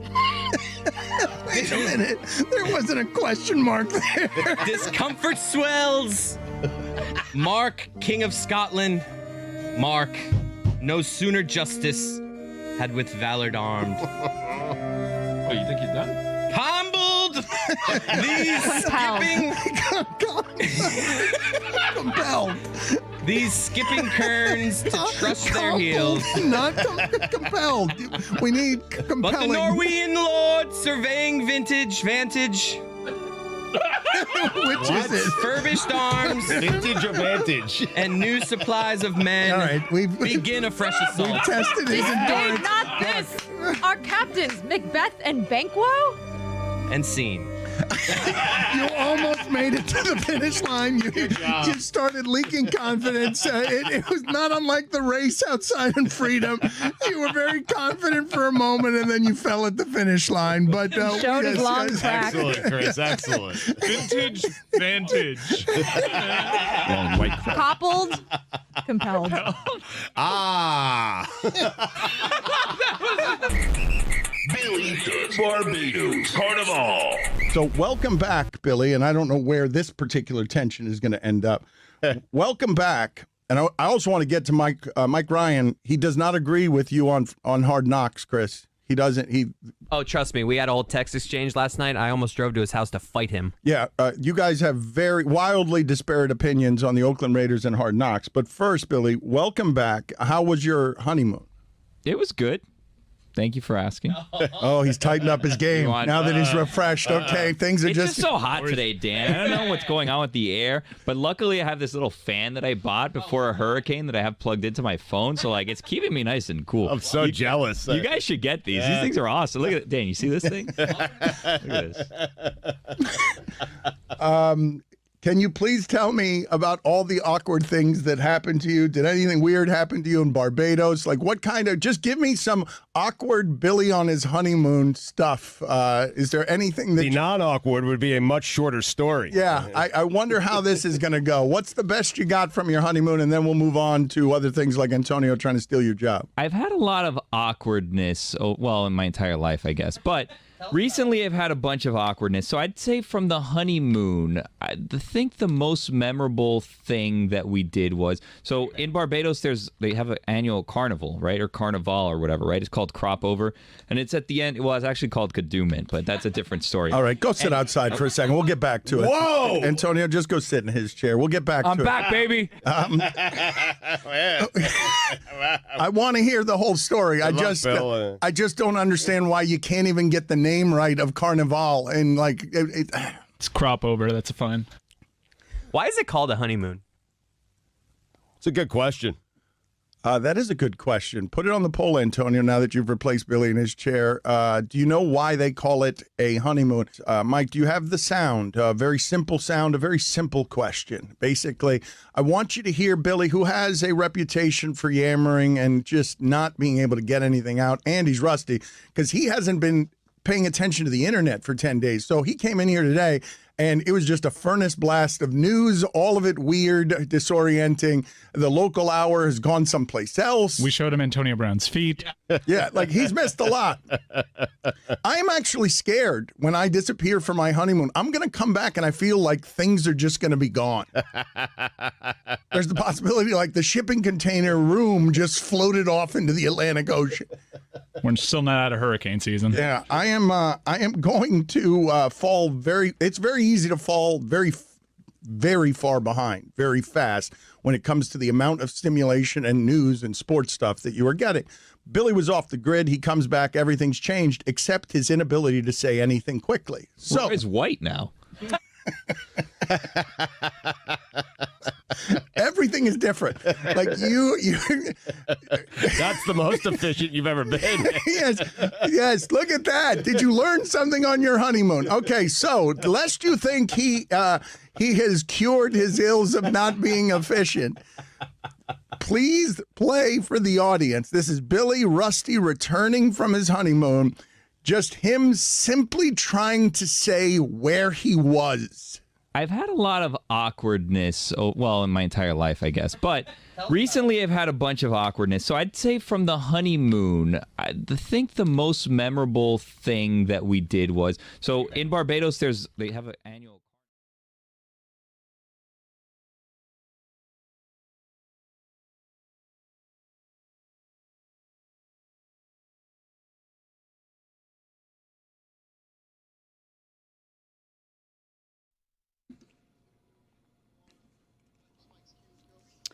We got a boldest take of the day, right, Chris Cody? What do we got here, man? Oh, I love the boldest take. The audience, Dan likes to criticize it, but I think they brought it strong all year. It's the boldest, it's the Boost Mobile boldest take presented by Boost Mobile, the newest 5G network in the country. Hey, this is Jake calling from my cell phone. And my hot take is if you've played pinball on one machine, you've played pinball on every machine. Thanks. This little dude on a mobile. My hot take is that the NFL should move the PAT back to the 3-yard line and require the player scoring the touchdown to make the attempt. I'll hang up and listen.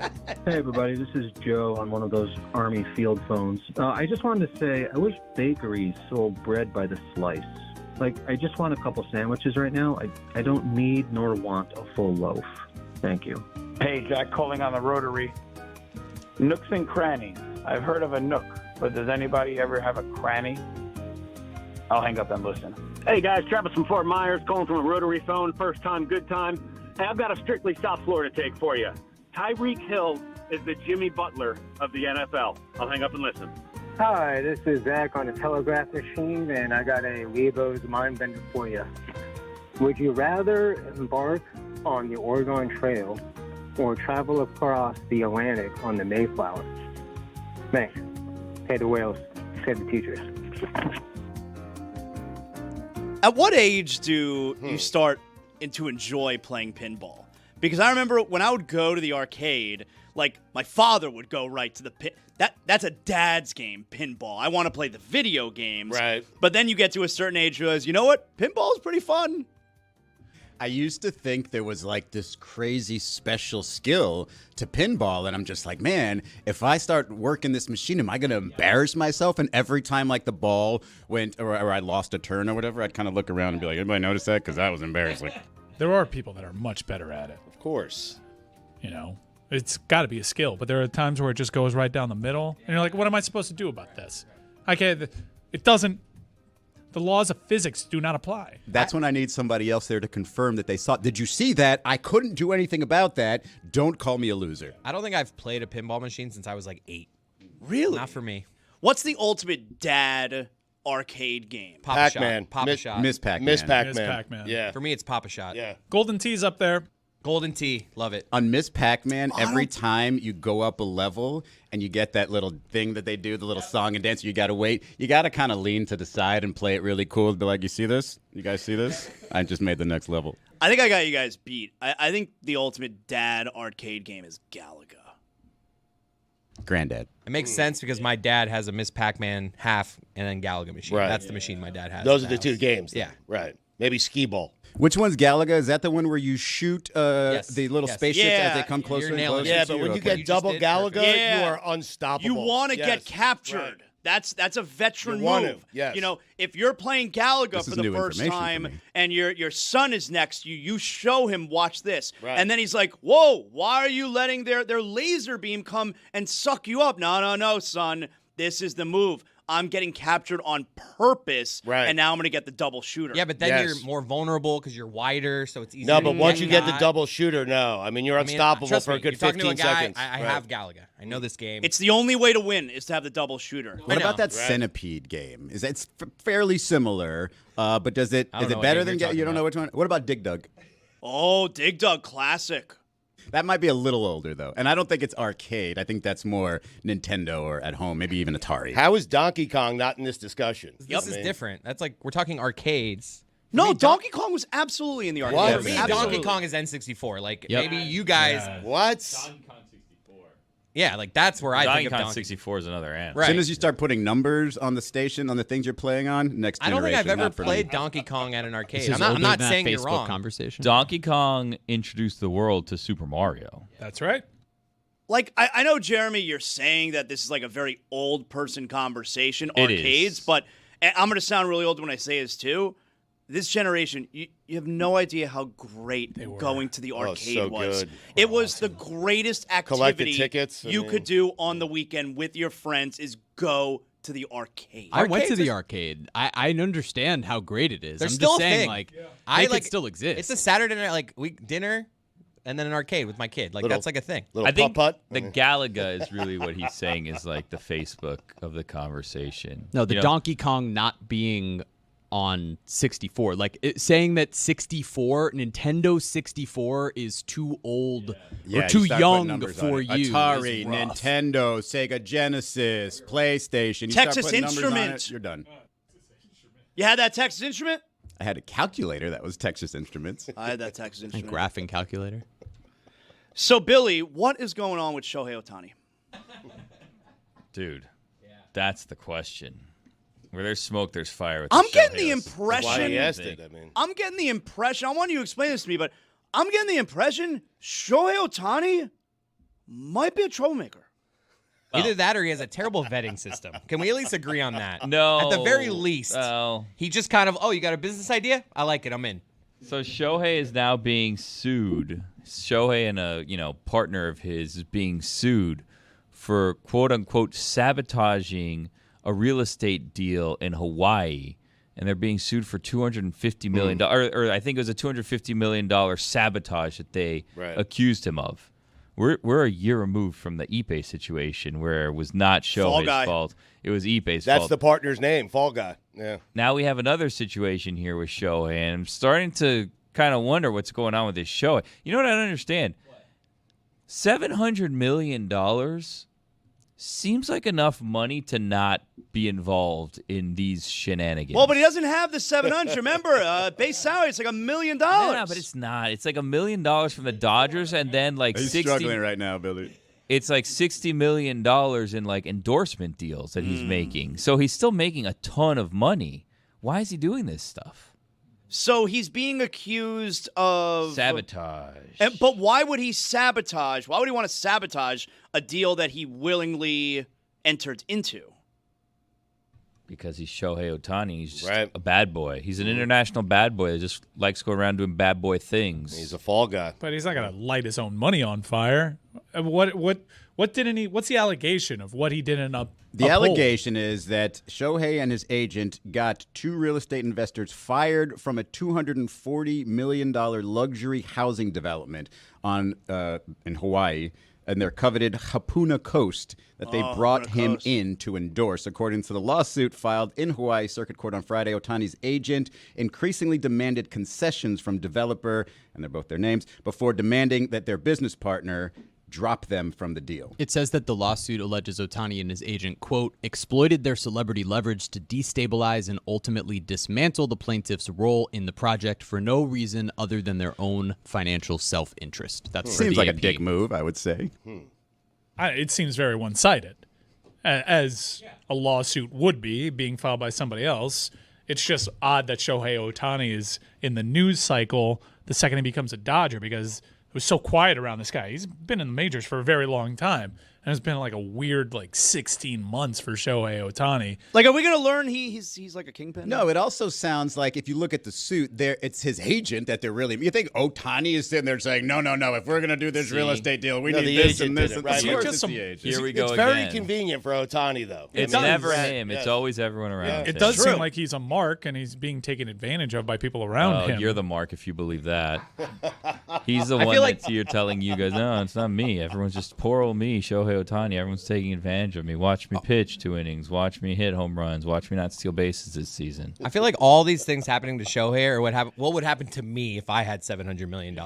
Again, only $1 million base salary. Like gambling scandal, this is like what would happen to me. What would happen to you? So the Powerball last night was you got an idea? I'm in. $500 million. What would you have done I'm had listening. you won the $500 million? Gambled a ton. Because it seems like gambling. I would have stressed getting it.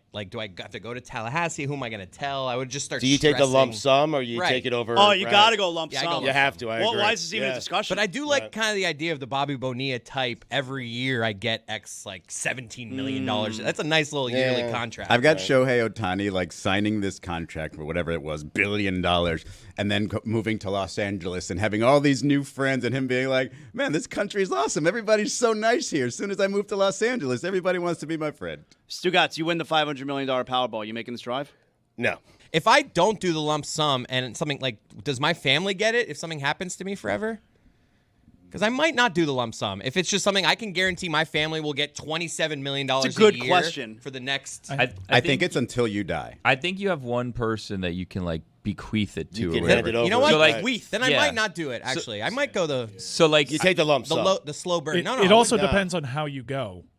Oh. Keep in mind, if you're doing something that is expressly against your contract. Yeah, I don't do anything no bungee jumping for me. You're not gonna have a contract with the state lottery. No. I mean, you were right. I'm sorry. I thought I was doing the Otani thing. My bad. Yeah. I think if you win, I think that I read one time if you win $10,000, the lottery for life or whatever, one of those where it's $10,000 a week for the rest of your life. I think that it's the rest of your life or 30 years or something. And if you die before 30 years, someone else will get it for the 30 years. But if you live longer than the 30 years, you have to assign someone, you can keep though. getting it. Yeah. Right, like a family member. Who will I assign a young person that you think will live Jeremy, 30 you got years. it. You would give it to Jeremy. Really? Who do you I really think would appreciate waste the that. money worse, Jeremy or Chris? I think we know that question.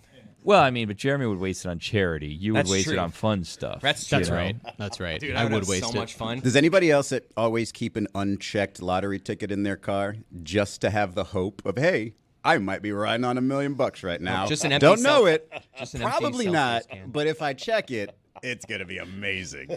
So apparently, you can be incarcerated, and depending on the state, most states allow for the lottery payments to continue to an incarcerated winner. Florida allows it. We're not one of the ones that's nope, too much. But you're in prison. Yeah, what are you going to do with all that money? Does everyone here play lottery every now and then? No, it's got to be $500 million. I play it all the time. I never play lottery. I love a good scratch. I don't believe in it. It's I got to be never making gonna news. win. I have to see it in the news of how big it is. No, my dad has influenced me in the weirdest ways. Whenever I drive long distances, You have major daddy issues. I think I'm probably Stugotz. I think you would follow me on this. Whenever I see some hole in the wall gas station in some town called O'Dallabankster. You feel like that's where the winning That's where the winning tickets are. Absolutely. I love that. I like that a lot. You got to search around. Listen, they're not in Parkland. I can tell you that. But you They're get not to in Boca. pick your numbers. No, that's not how it works. This guy doesn't get it. He doesn't play. He doesn't know what he's talking There's been a about. few in that Los Angeles area recently, but I like driving through a town and you're thinking like, this sounds like a lottery winner town. That's the dream. That's the dream. Is you go and you buy a ticket abroad somewhere, like in a different state or whatever, and that's where you win. And then, like, no one down here in South Florida is like, oh, someone won in South Carolina. It's like, well, I don't know anyone in South Carolina. And boom, it was. That's your why I neighbor don't who was play. on a I don't road know trip. anyone that's ever won No, lottery. but when you're driving through South Carolina, you buy the winning ticket there. Right. You go, you claim it there. No one here in South Florida that knows you assumes you bought a ticket in South Carolina. It's the perfect crime. No one's going to know that you won. And if you keep the unchecked ticket in your car the entire time, right? And then you hear on the news, oh, there's an unacclaimed $10 million prize in South Carolina. You're like, that could be me. And then you check your ticket and you're a millionaire. But then do you have to go back to the state? Is that like a hassle for the $10 million? Do you not want to do that? You can leave it. I gotta go back to South Carolina for 10 mil. You know? Gotta go back to Columbia, South Carolina. There's something going on. $500 million. They'll never sell it in Columbia. What if you win the lotto, Izzy, and you have like $1 million ticket? Not like the main prize, but you win like one of those, like, oh, you got all the numbers but the Powerball. You have like $1 million ticket that you just haven't checked, and eventually you tossed it out or like expired after 90 days or whatever. Like, how would you deal you with never the fact? toss it out. I have this dream, right? But they expire. Do they? Yeah. I think so. You only have a certain amount of time to claim it. Of course. Yeah. Okay. Well, I got to check that date. So I will put expiration dates. I'll put alerts on my calendar. But I have a dream. Do you know the little checked things, right, where you can just boop, do the little barcode and it tells you what you won? Well, I don't think those things are set up to say you've just won $1 million. I think it'll say see cashier. And so every time that I get one and it's just like kind of messed up and it says see cashier, I'm just like, is this the one? Is this the one? And it's just like, no, there's nothing there. Powerball and Mega Millions usually give you 180 days to a year, depending on the state that you're in. Right. Most state lotteries give you between 90 days and 1 year. Hold on a second. How could they give you up to a year if sometimes you have to split it with other people? I don't know how that works. That's your business. All right, hang on. Well, No, it's not hold your on. business When because you have to split the total. No, but the lottery knows how many winners there are, and they know how they have to split it up. Oh, okay. That's So the point. person who won doesn't bring the ticket back, just doesn't get their money. So right? so they still have to split it per how many winners there are. Correct, It's just a matter of whether you're going to claim Which is a your- scam. If you Okay. did win the lottery and have to share it, check in a year later. Hey, did those other folks claim Yeah. their prize? Because if not, it's got to come to me. What are you doing with the rest of that loot? Can't just go to waste.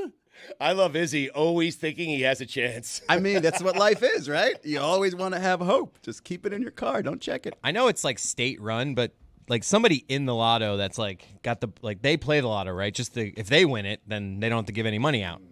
What? I don't know if Follow me here. I don't know if there I might don't be think rules. if you work for the lottery, you could play the lottery. If I don't was like, think let's so. say I'm the house, and it's like, okay, if you win the I lottery, think have to I think they pay made a out. movie about I think that this one is time. why you haven't met any lottery winners, because it's only the people who work in lottery That's what and they I'm don't saying. actually share the money with anybody else. I'm on to you, Lotto. So yesterday, this is a true story, all right? I'm surprised it's taking me this long to bring it up. I ordered Uber Eats yesterday, and I got a little bit of a problem. Ty? For yourself or for the family? Or were you doing Just for free myself. will? It was one of those nights. Well, I don't know if you heard, but my son, he dipped last Right. night. He went on his own and went to the Taco Bell drive-thru, all right? What did you get? Upon running away. Thai food. Now, I don't order Thai food through Uber Eats, okay? Rookie You order move. straight Dangerous from game. the place, Yeah. all right? But I ordered Uber Eats last night, Chipotle, all right? Ordered Chipotle. Was this because your son went to a Taco Bell and you're like, I want a more upscale concept? One-upped them. No, this was before You get that Adobe Ranch for This was $1? earlier in the night. Do you consider that running away from home? Like, if you relive this story in 5 years, you say, remember that time you ran away from home? No, he went to his friend's house to play poker. Like, he didn't run away Poker, from home. wow. Who is this Gambling, kid? too. Jeez Louise. This kid seems awesome. Anyway, so I so ordered much cooler than Dad. I ordered Uber Eats last night from Chipotle. Got myself, like, the crux of my order. I got a quesadilla, all right? And in the way that they deliver the quesadilla to you, it's like what's in, not a tray, but The thing with like the 3 things in it? Yes. You ordered this for you and not for a 6-year-old. What are you, 8? okay. Anyway, not the point. It's steak and chicken. That's a good meal. What's the matter with you? You go bowl or burrito. It comes with that honey vinaigrette, though, right? Okay, can you just listen to the story? My God. So it's in the packaging, whatever, and Jeremy's right, where it's got the quesadilla, and then there's like these 3 slots for sides. If you I love that part. Yeah, I go rice, I go queso, and that third one's a wild card. Sometimes I go pico, sometimes I go sour cream. We had rice, and I had cheese, and I had sour cream. Those were the Fire. 3 sides. Yeah. Okay, it's Standard. great. That's Yeah. fire, right? Yeah. Except the order comes, I open up the package, there's no quesadilla. Oh, my God. Get the hell What? out. Terrible. The sour cream is there. Oh, that's bad. The rice is there. Mm-hmm. The sides are there. Right. There's no quesadilla. It's not there. Right. How long was it at your door? You on Atkins? I got it immediately. I don't. Maybe your Are you kid went and sure? ate your Right. dinner, Took and then your he put wraps. it back, and Right. his kid's running rampant in your house. Who knows? There's no quesadilla. So what'd you do? Well, here's the problem. There's no phone number you call for Uber Eats. You go on the app, and it's like they got all these questions, It's like, what's the problem with your order? And then they have a list of things. And okay, so obviously I click on, missing items. And again, there's no one you could speak to. And so I click on missing items, quesadilla, nowhere to be found. And I didn't order sour cream for dinner, and you eventually get a message back. Not even long later, it only took 20 minutes. Get a message. Sorry for this inconvenience. Give you blah credit, blah blah. Your food's cold already. I mean, They gave me. Well, I don't know if the food's cold. That's the point, Stugotz. I don't have the wasn't there, food. Stu. This has happened a lot to me, and my wife's great at this. She gets something in that app, and all of a sudden we get $28 back or So something. I get the credit. They give me back $2. Oh, my God. No way. Been there. How often Someone- have you complained about Uber Eats? Because that also plays into their algo. I have complained, but it's been a long time. Sometimes that plays into their algo. Like, that's is this why an I said account, dangerous game. Is man. this an account that cries wolf potentially? That is BS, though. Sometimes what And I they'll can't do, call anyone. one of the worst things that they do is, okay, we'll give you a refund for the missing quesadilla, but we're still going to charge you for the sour cream. As if I just want to eat the sour cream still. I need the quesadilla to justify the sour cream And it purchase. doesn't help. You get that credit back. I mean, $2 stinks. But even if you get $20 back, you're like, I'm still not happy.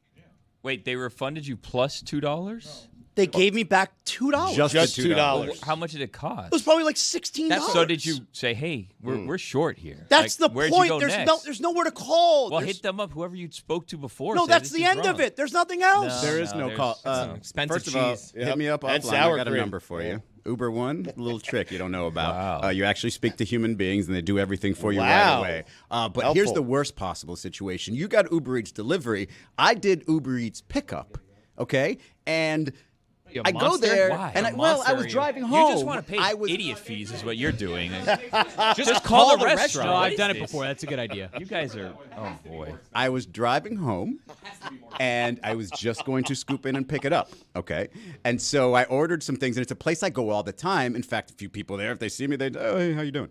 Book So a I flight don't on check- Expedia, too? I mean, I don't check the bag if it's a pickup order. If Right. it's a place I No. trust, I just go home with Well, my normally they stuff. have the sticker too on the bag. so- Yeah, the sticker's supposed to tell you what's in there, right? So I get home, I got a chicken Caesar salad, no chicken. They forgot to put the chicken on the side, but it's a pickup order, Zaz. I can't just go in there and say, oh, missing item. They're like, you picked it up. You're supposed to check yourself. And so I write them a little note and says, we'll get back to you. They never got back to me. I just checked. My wallet's still empty. It's a scam. A good restaurant will go through the boxes for you. Flanagan's, every single time I go to a Flanagan's, they make sure, and they show me, Mike knows this, all my food is there. It's a lot of Mike pomp and knows that? circumstance. Yeah, and Mike also, knows I'm that. like, careful, you don't have to. Veteran. Don't yeah. release the heat. That's a part Yes. of my. No, I don't want to check. I trust you guys. I do Stugotz, quick conclusion of the story. I mean, the Uber driver ate my quesadilla, right? Yeah. Just the tortilla? Like, there's no way that Chipotle packed it without the quesadilla. That seems impossible. What was he, 8? Yeah, I think they just screwed up.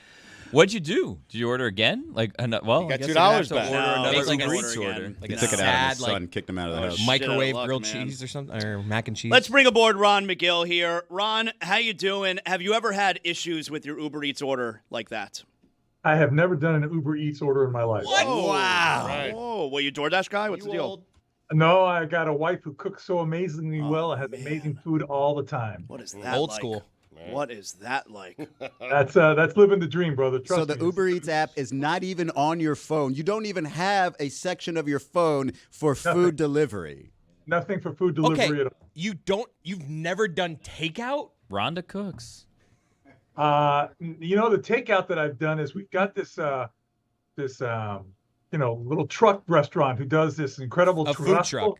Food truck, yeah. But does this incredible churrasco and picanha steak. Oh my God! So every now and then I'll say, listen, I'll go get it. But she'll cook the incredible side dishes and stuff, and I'll go get the steak. Why did we settle for food truck as a way to describe it? It should be a truck restaurant. Also, right? her name is Rita.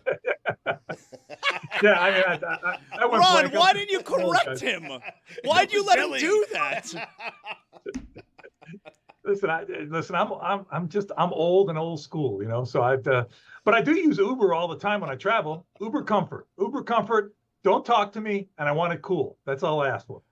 Ron, one of the guys that works here, Ethan, brought his dog to work last week, and the dog was limping around, and we all felt terrible. And Ethan was kind of a deadbeat dog owner, and he didn't do anything about it until, God knows when. He took the dog to the vet. The dog tore its ACL, all right?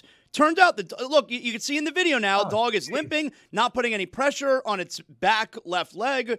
It tore its ACL earlier in the day. Worse than limping, man. It's not putting any weight on it. Yeah. Hear that, Ethan? Immediate go to the vet. So what happens to a dog with a torn ACL? Is it like a cast? Is it an operation? What do you do? Yeah, there is an operation for it. I mean, it's an orthopedic surgery, just like you would do on a human being. It's very costly. And the recovery is a bigger challenge, of course, because you can't tell the dog, listen, you can't do this, you can't do that. So they come up with different types of braces or casts or whatever necessary to isolate that for proper healing.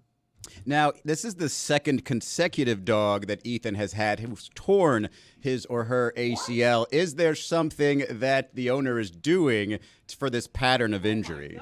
I think it's time to file a report with, doggy services to find out what's going on there, because I've never had a dog, and I've had dogs all my life, tear an ACL. I don't know what he's doing with these dogs. If you're the vet and you see someone bring in the dog that's in incredible pain, torn ACL, and you have to choose, do I euthanize the dog or do I euthanize the human? Which would you choose? Real Sophie's choice. Billy, please. It's a good question. It's easy, right? Really, Stugotz? Repeat Really? offender. I don't euthanize either one of them. I treat it, and I try to heal the dog. Nailed it. Ron, I got a video for you here. All right, this video, there's a crab, all right? And apparently this crab is going to amputate its own claw. I'm afraid of crabs. I don't go near crabs. But take a look at this and tell me what's going on here.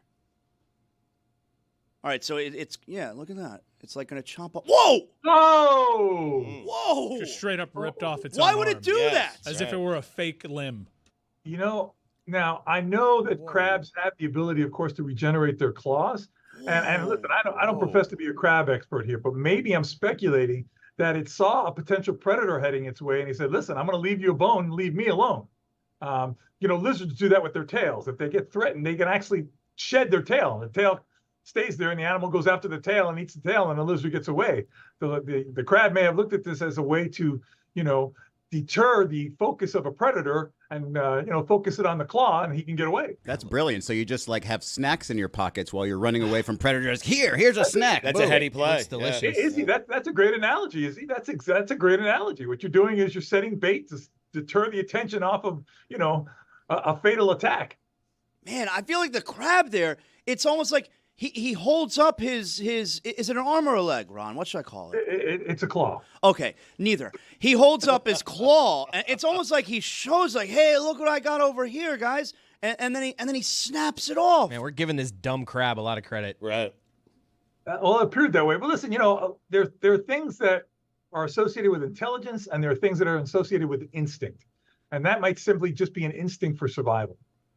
All right, I got another video for you here, Ron. Show me this. So there's an animal sanctuary worker and an alligator, and it leads this alligator on a chase to show what happens when a gator gets used to being fed by humans. All right, now let's take a look at this here. All right, so there you got the gator, you got the person. They're only like a few feet away. I thought Ron was the one who was supposed to do the play. All right, go take it away, Ron. Go ahead. What's happening? Yeah, it's exactly what he's doing here. This is an alligator that's obviously been accustomed to being fed by this person. Guy's got a little stick in his hand. This is probably the way, or it's a girl actually, who actually, feeds him all the time this way. And that's what he's doing. He's just responding to the feeding.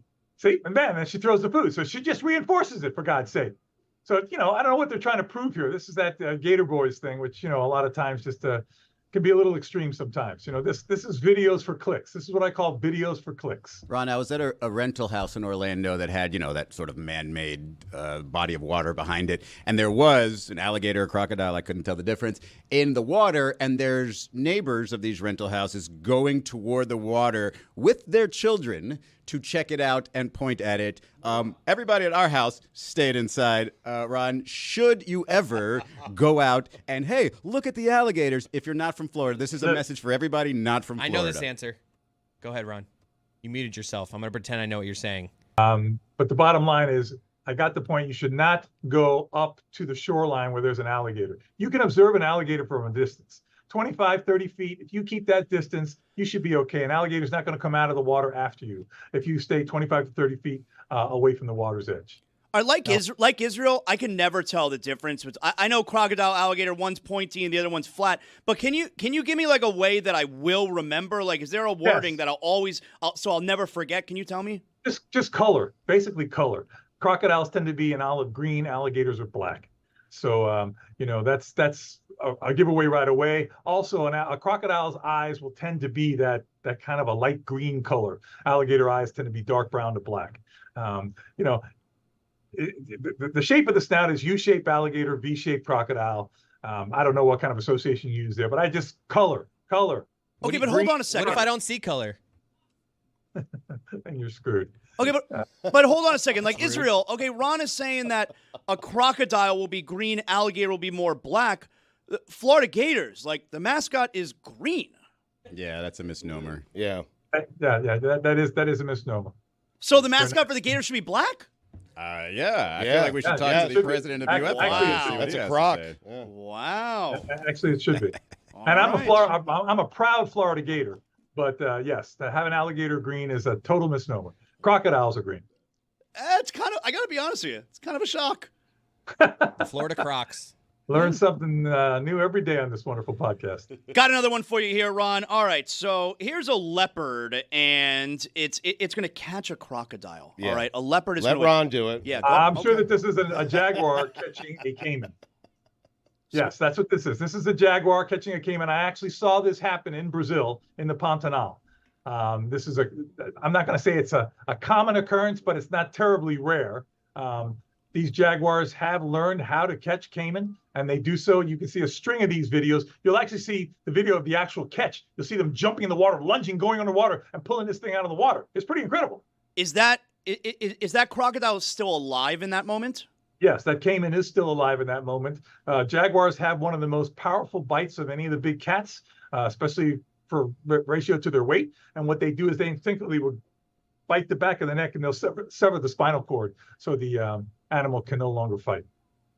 Why are jaguars so good at that? Like how they're just born being able to do that? They have adapted living. They're one of the few cats that like the water. They jump in the water. They swim all the time. I've got images of these jaguars swimming across the rivers there in the Pantanal, and they will hunt fish. They will hunt caiman, and incredibly adapt swimmers. They enjoy the water, and they are very well structured for living that water life. Ron, which animal has the most powerful bite? I believe it's a crocodile. I believe it's a saltwater crocodile has the most powerful bite. I know in the mammal world, I think it's a hyena.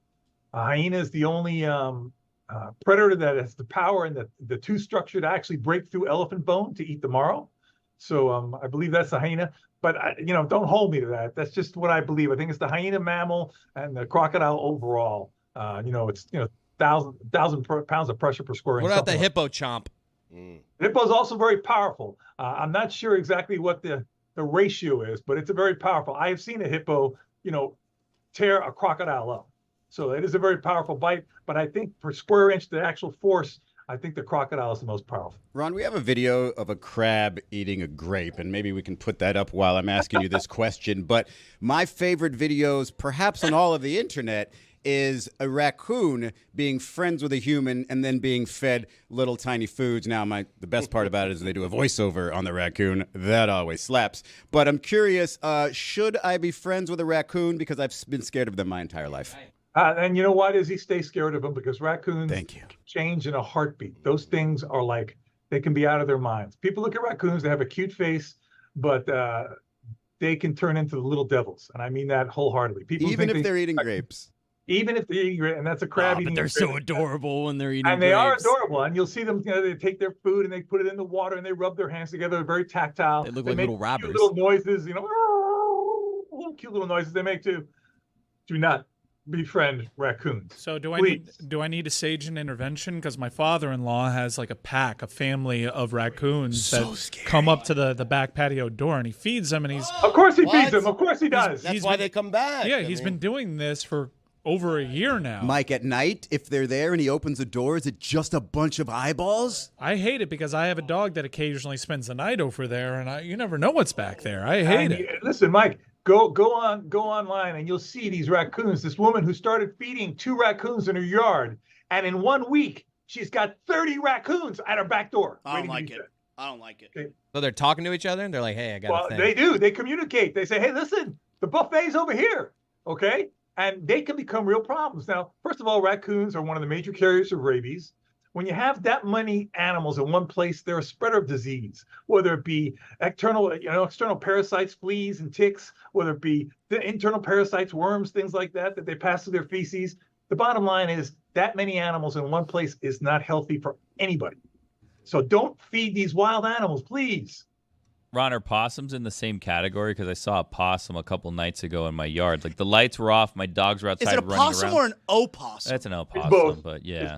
It's both. So is And it? it's confusing, right, Stugotz? Yes. Opossum, It's though. lazy. Right. It's lazy is what it is. People don't want to say opossum, they just go possum. Well, it saves you time. But the possum is a much more solitary animal. You won't find possums congregating. The only time you see possums together is a mother with a bunch of her, siblings that coming out of the pouch or on her back. But they're much more solitary, and they don't respond like raccoons do to being fed. But is it the same fear, like rabies and stuff? Because what happened was the dog was outside, going outside at the night, and then I opened the door to let the dog in, and I see a possum or an opossum. The irony is this, Billy, that possums, believe it or not, though it's not impossible, it's very improbable that they can catch rabies. Why? Because their body temperature is higher than most other mammals, and that body temperature does not allow for rabies to thrive. There you go. There's a picture of people feeding their freaking raccoons in their yard. You have to sell this house. Ron, what's a dead giveaway for an animal that has rabies? There really is no dead giveaway. We've heard the common narrative. Oh, that's when it's salivating. It comes running after you. It tears you up. That's not true. Well, it can be that. What if but you it's also an animal that looks kind of drunk? It's just kind of wandering around with its head bobbing and kind of falling to the side. It looks, terribly inebriated. Yeah. So don't think that just because this animal is not being aggressive, not snarling, or not drooling, that it doesn't have rabies. I think my dad has rabies. That rabies and look totally normal. At my old home in my neighborhood, I was walking my dog, and to my left there was a raccoon that was out during the daytime displaying these characteristics, and I did call animal control. Is another big red flag if this nocturnal creature is out during the day looking like that. Call animal control. Yeah, call animal control. Absolutely. Ron, excellent job. Tell us all the good things you got going on here. Well, we got zoo camp just finished up because school starts now on Thursday, which is, going to be another headache. But we've got, a lot of construction going on here. Pretty soon we're going to be introducing a couple of new animals, new species for the zoo. I'm not going to really reveal it yet. I'll let you know when that happens. But listen, there's always stuff happening. We got several animals that are pregnant that are going to be hopefully giving birth sometime soon. We've got some newly hatched birds going out in the aviary. I mean, it's all kinds of stuff happening. The zoo's never the same thing on every day. Give us a hint on the new animals. Like, make a noise. Make the noise of the animal. Yes. And we'll try to get it. Dan. Whales. You got a whale? No, but that's it. I can understand why you might think it, but it's not a whale. Let me hear it again. Let me hear it do again. it one more time. Yeah. Oh, jeez. Email. Baby whale. That was my email. Sorry about that. Good job, Ron. Once again, I forgot. It's my bad. We should have welcomed you in with a Happy World Lion Day 2 days ago. Yeah. No worries, man. But I appreciate it, Izzy. It makes me know that you care. Do the sound again. One more time. Oh my God, guys. There it is. Another email. Yeah. You're really good at that. Yeah. See you, Ron. And sometimes they'll do this. So, bye.